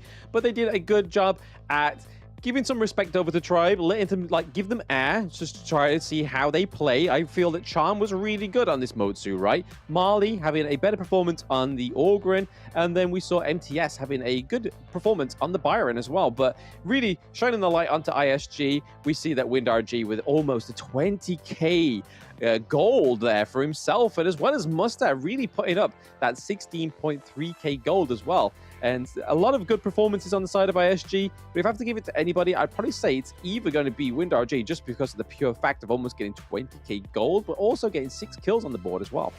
Yeah, 6-3-10. He's definitely my MVP of that one. I mean, if we're looking at the damage here, had 33% of the hero damage on the team itself. I think that speaks volumes about his play. 174,000 damage. That's got to be the MVP, right? Production. You'd like to think so, right? You'd like to think so. Hey, let's give him a little bit backhander there. Like, hey, there you go. There you go. Take it. Take our word for the MVP, right? He deserves it. He's been through all that today. But you can kind of see here with the gold graph that Tribe did have, for the majority of the match, control in terms of the gold lead, right? They were able to get those turrets very early on. I think it was around about maybe just by the 4-minute mark, they got the T1 into the farm lane. So a lot better performance from Tribe, but I think it was just a lot of room given to the side of Tribe from ISG. A little bit of a, let's see what you can do, right? And let's see if we can actually come back from playing on a back foot, which they did. It took them 23 minutes, but ISG was able to come back from a sore early to mid-game. Yeah, it's all about the map control. It was a situation where Tribe Gaming had the lead, but they weren't pressing their advantage, right? Forcing them to, you know, to respond to their movements. Instead, Tribe Gaming, they were playing defensive, letting the enemy team dictate the pace and where the fights were going to happen. Mali did whatever he could to try to stay alive in this game, or to kind of give them a chance. He did everything that he, tried to give his team a chance, because it was a bit of a struggle, right? And let's give props also to Charm. He had a great game on the moats. That, I think, was his best game of the league thus far in the past 2 days. Yeah. So big props to Charm. Absolutely. I mean, he was able to shot call. He was able to disengage a potential engage from the side of ISG. And we really saw those cannon blasts coming through really well. Think inside of the box, not quite hitting the way it should do. But when you kind of you draft that pick into the likes of the Mai Shiranui, right? And then when Mai Shiranui, when Mingichi's like, hey, I know what they're going to go for. This is probably not my best kind of team fight that I can do with this hero, but played the macro very well on the Mai Shiranui. But it is going to be Wind RJ taking the MVP. Thank you, production, for actually meeting us halfway with this one. But that 174k damage, right? That is a huge amount of damage for a 23-minute game, almost teetering towards the amount that we saw impressively within the Pacific region, where it was almost at 200k damage, right? But then you also get that 6 kills on the board and then only 3 deaths. A lot of assists means that WinRG had a lot of team fight participation as well. Yeah, he was just on point. He was just blowing them up. I mean, he caught him out guard. He was doing so much damage. But of course, that's going to be just one game. We're going to find out what happens in game 2, but after this break.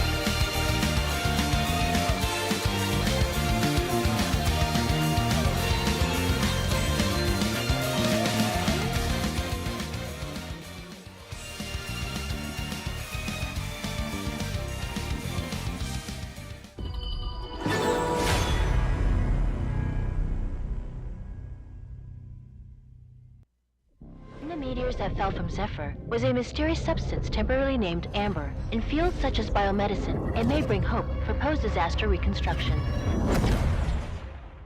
The possibility that they're still alive is practically zero. This is our only chance to save them.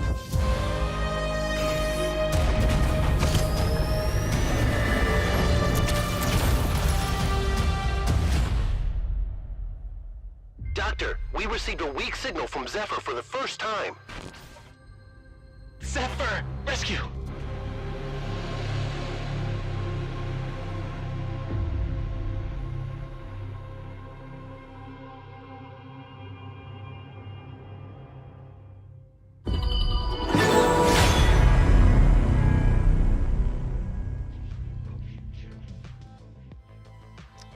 Cyrus with the comeback win against Tribe Gaming, really sticking it to him. But again, I thought like Tribe Gaming really had a good game. But Blam, your thoughts on that one? Yeah, like I said, I think it was just ISG giving them a bit more room to breathe, showing them what they can do, and then see a bit of a proving to themselves on the side of ISG, right? Saying, hey, let's see if we can actually take a bit of a beating in the early game, and then maybe come back and see what we can do. Just like a bit of a endurance test, right? They want to see what they can do because, like we said, it's already Influence Rage going through to the KC 2024, so these teams have got to get something from it for themselves, right? Yeah, I mean, they're still playing for, you know, I would say prestige at this point and honor and all that because, you know, they're going to continue to fight. This is both of these teams just kind of are still in it in the sense of just fighting for second. Well, no, actually doesn't really have a chance with Tribe Gaming, but this is I think it's good for them to kind of get those licks in, kind of learn and just play at the top tier. This is a great opportunity for both of these squads. Yep, lickety split your hair is what they are looking to do onto ISG, but it's going to come down to this draft, right? I don't know if ISG are going to let the Orgren go through, or is Ezreal actually going to pick it up for himself? Because we've seen him play it very, very well, or we could see it go up just on the PP anyway, and see if it goes into the clash lane for Muster. But yeah, it was a really interesting first game, right? It went to 23 minutes, which would probably be the longest that Tribe Gaming has actually survived on the Gorge. And trying to prove themselves in this game too is Tribe Gaming. Maybe try and take a round from ISG if they feel like they can get that one up over them, but they ban out the Dolia and the Hue 1 being banned too. Yeah, I think that, I mean, to your point of just taking away the Ogren, I think that one's got to be key, right? They need to prioritize that. I think the Mali Ogren just gave them a huge headache and something to deal with. Like, I think if Mali was on any other hero, they would have been a little bit more comfortable because, I mean, just the amount of damage and sustain the Ogren has is just quite high, right? So maybe they look to pick it up. You know, they do have first pick here. They could pick it now. Yeah, absolutely. The Ming's down, the Orgren's here. They're on the blue side. They do take it. The Mai Shiranui getting banned out as well. I think the good thing about banning the Mai Shiranui, right, means that Starting's not going to get it, or Mingichi's not going to get it. But it also means that ISG know that Tribe aren't going to take the Chow, right? So it gives over the Lady Shen, it gives over the Zhang Fei. Does Cozy go for the Chow, or are they going to draft that mid a little bit later on now that they know that the Tribe Gaming has their mid lane locked in? Yeah, I think Osiris, though, we've seen them pick like the Sunbin to kind of help complement the Ogren. That tends to be their MO thus far.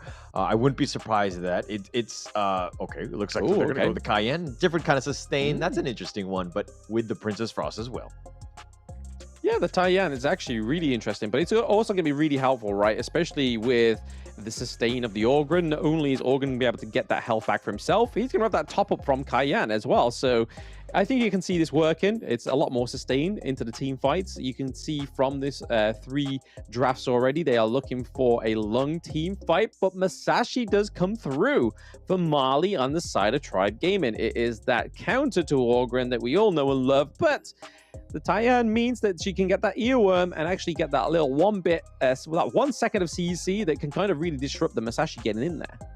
Yeah, that's going to be super key, right, in going into the fights. I mean, Musashi, the well-known counter to Ogren. It's not foolproof, of course, and there are definitely some ways. I mean, if you have crowd control, you're going to have a great time. Osiris Gaming right now probably need to figure out a way to help protect the Ezreal Ogren, or it looks to be a jungle one thus far. But I think it's going to be key going into this final phase of the draft here. Yeah, I'm really shocked that they went for the Princess Frost, but not go for the Lung, right? Because that was off of this was before the last part of the pick, because they could have still picked the Ali, they could have banned out something else as well, and they still could have got the Lung for Wind RG. But nope, they look like they want to go for something a little different here. Maybe they'll go for the Marco Polo if Tribe Gaming don't go for it as well. But realistically and historically, we've seen the likes of the Lady Sun come from Tribe Gaming, which means there needs to be a lot of funneling going through to Tribe.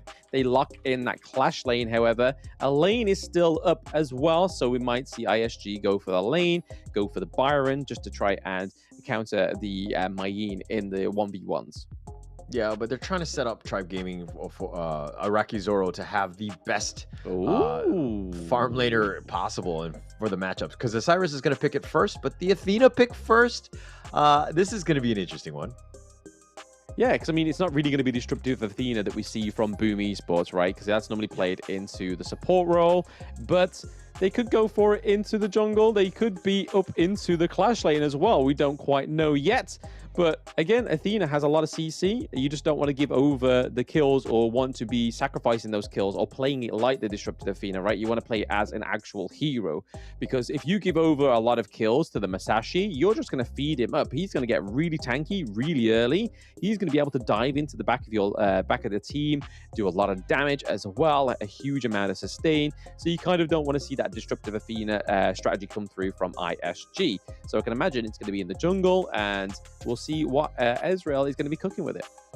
Yeah, oh my gosh. I don't know how I feel about this Athena pick going into game 2, but it looks like Tribe Gaming are going to go with the Consort U to round out their draft.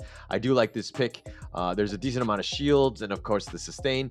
And Consort U, you know, again, with good positioning, he should be all right. Yeah, I mean, not just the sustain, right? She has a very long-range poke, and against the Direnji, that's what you're going to be utilizing in the early game, right? It's just knowing that you can out-poke the Direnji. But I'm very hopeful for the Athena, especially if it's into the jungle. We could see some great plays come through. She has great CC, can do huge single-target damage as well. Could be used to deny the access onto the Musashi, right? Like, Musashi can try and dive in. You could see that the Athena goes in, does the CC, stops the dive onto the Orgrin, and kind of just takes all that CC for herself. Maybe that's what ISG are going for here. But hey, poetry in motion, baby. Let's see what happens. Yeah, let's see what happens. I think that's going to be key right here. I think Ezreal right now, just continuing. Okay, it looks like he's going to look to just, get a little bit low. That was super risky. And one thing to note, Tribe Gaming has 2 smites. Charm picked it up. That seems to be the Zhangfei special. So I'm no issues with that one thus far. Yeah, no issues at all, it seems, so far. We need a little bit of tit-for-tat in that mid lane, but that's to be expected between these two teams, right? They're trying to get the priority for themselves earlier on rather than later on. I think ISG will probably end up seeing maybe trying to dominate the early game a little bit more than they did in game 1. Yeah, we're hoping so as well. But again, a little neck and neck. I think Isurus Gaming had a poor early game in game 1. They're playing a little bit more conventional on this one. They're playing a little bit more stock standard in that sense of just, kind of playing more normal, I would say. But Magichi.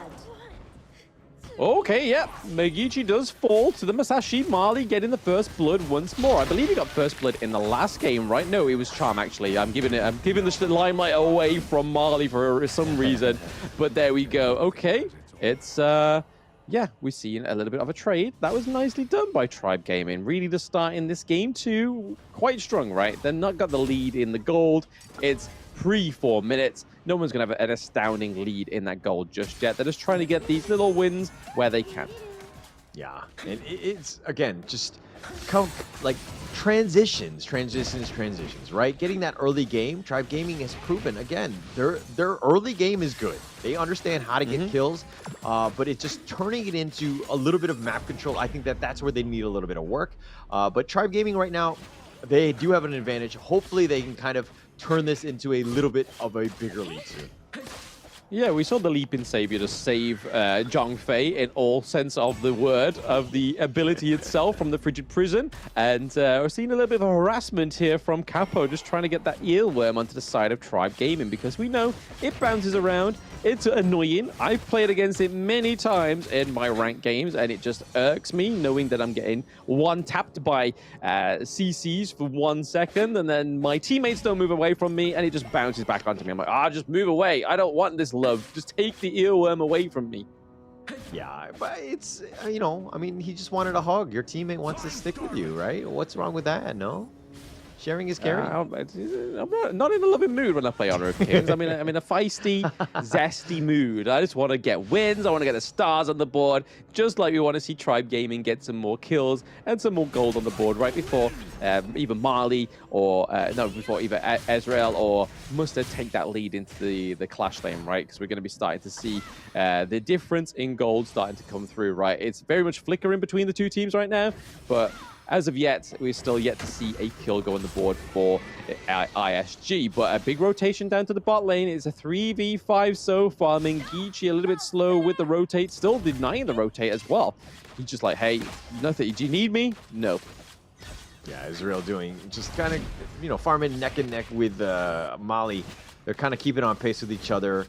I think this bottom lane here, this push is going to be huge. Israel's going to start it off. He's not going to be scared. He does have a smite, but again, Mali does not have the smite, so that could be a potential issue here.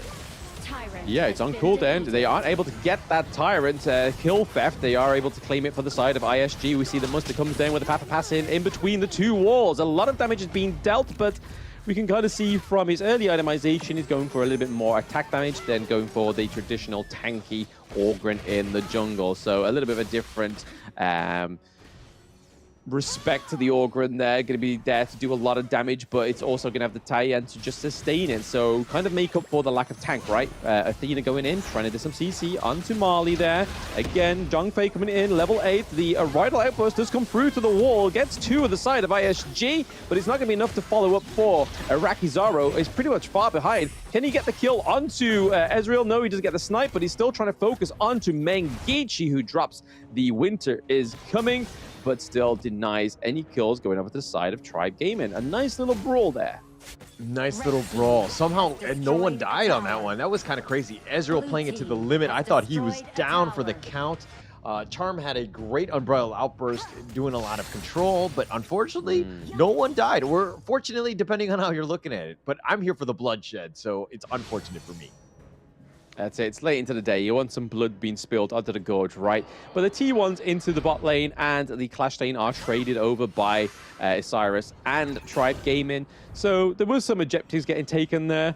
There was no blood, but there was objectives, which truthfully is very important for both Tribe Gaming, especially historically not being able to claim these turrets in the early game, but it's also going to help push these mid to late game plays and put some pressure when it comes to these neutral objectives, right? We see the teleport mechanic come from the Orgrin trying to stop that push down into the bot lane. We see that Azrael is very low as health as well. MTS waiting for the backline. We do see the Masashi go in with a duel at death. Both Mayin and Marley are there as well. MTS gets taken down. Gets taken down by the T1. But then we see that Ezreal is taken down as well. So a 2-on trade across the map. Molly, aggressive move, pushing it out. Oh, the Unbridled Outburst completely whiffs for shame. He's going to run back to his own base, pretend like nobody saw that. Yep, just redact that one. Redact that Unbridled Outburst. No one saw it. Nobody knows. Nobody clip it. Wink, wink. And Tribe Charm will be thankful. But the snipe coming through there didn't do quite too much damage for Rakizaro. We're seeing that MTS looking towards the backline again. He's playing quite like a little bit of a ninja on the Mayin, being kind of copying what Mengichi was doing in game 1, right? Just kind of making sure that the intel was there for his team, knowing that nobody was waiting in the brush, especially those prime brushes in those team fights. Yeah, but looks like Ezreal getting gone on. No, he's going to be fine. But one thing to take note of, Isurus has both the blue buffs, something that might be a factor as they kind of get into this next team fight here. Yeah, I mean, Masashi needs that cooldown reduction, right? On his abilities, he needs that quick dash.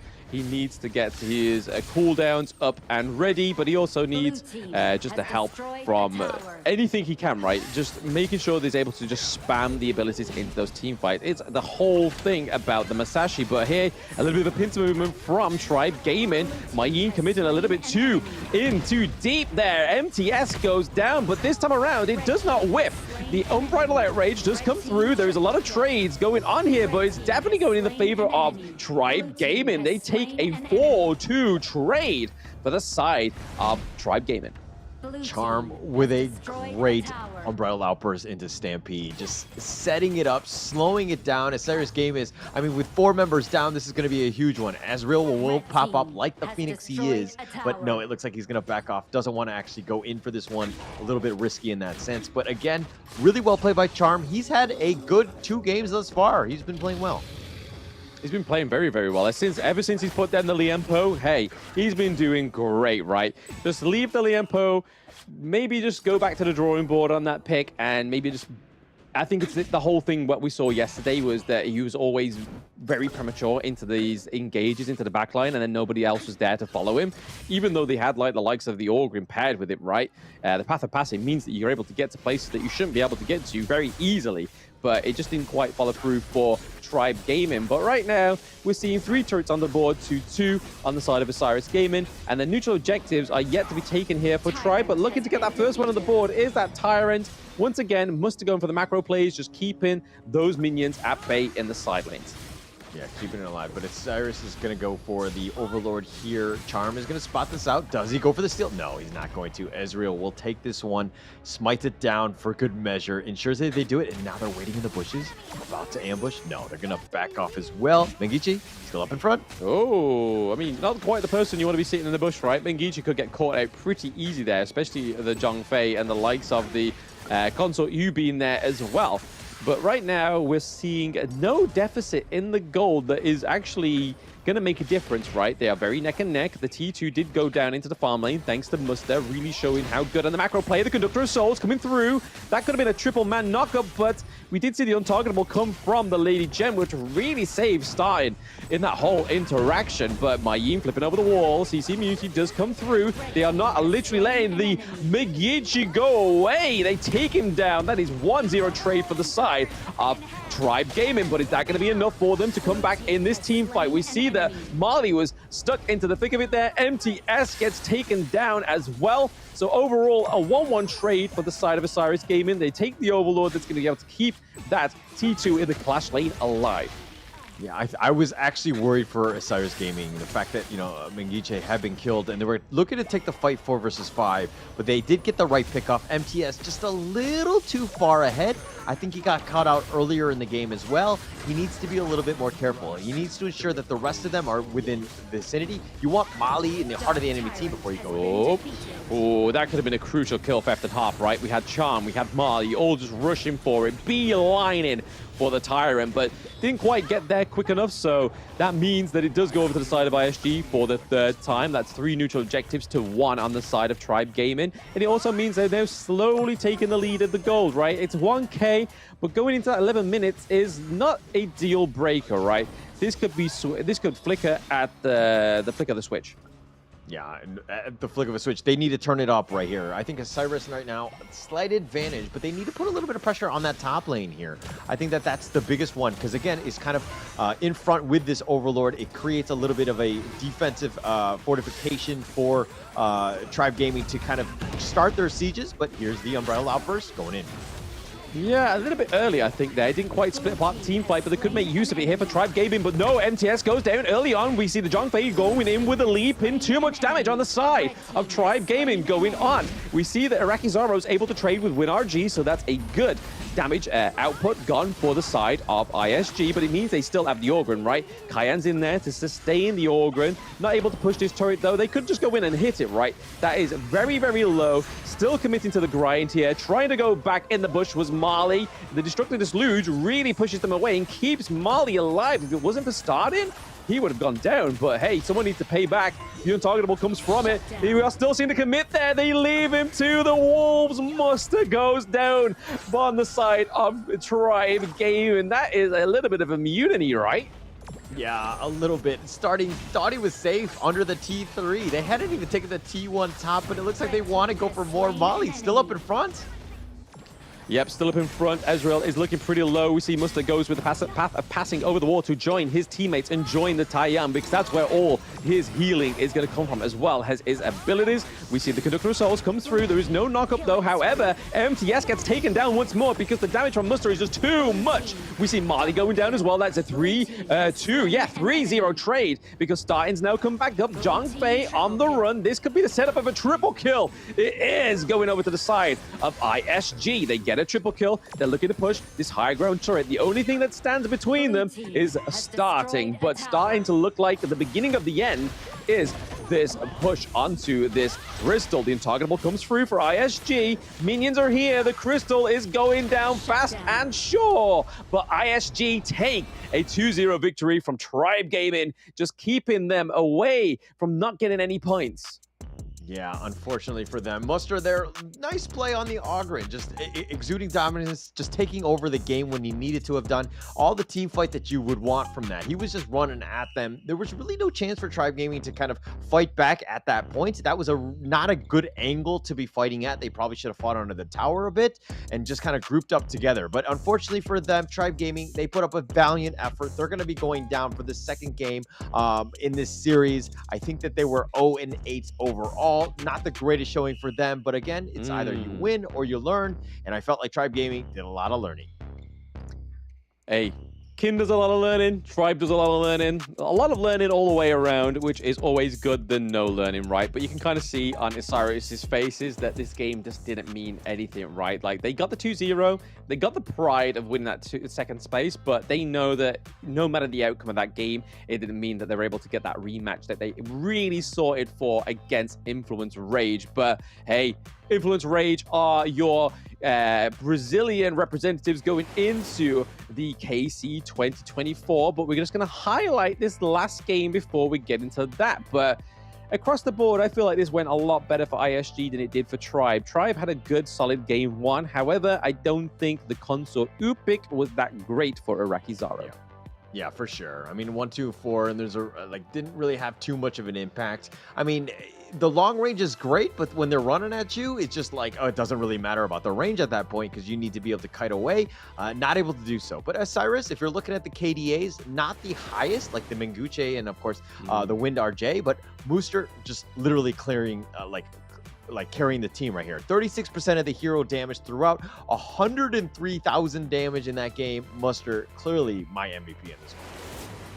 Yeah, really good macro, really good damage, and really good at just keeping the whole of the team alive, right? And not only that, but obviously Taiyan, because if it wasn't for the Taiyan, we would have saw Muster had to build into that kind of tankier build of the Ogren, but thanks to the Taiyan, it gave the privilege over so he could build the attack damage. But props over to Tribe Gaming. They're able to get the first blood. They're able to get a lot more of an improvement from day one, right? It's just a shame that the improvement comes in day two. They could just have started strong in day one, which means that their footing into day two would have meant a lot more. But these team fights, these brawls, really went into the favor sometimes of Tribe Gaming, especially in that early game. Yeah, they had some pretty good team fights. That's not the issue.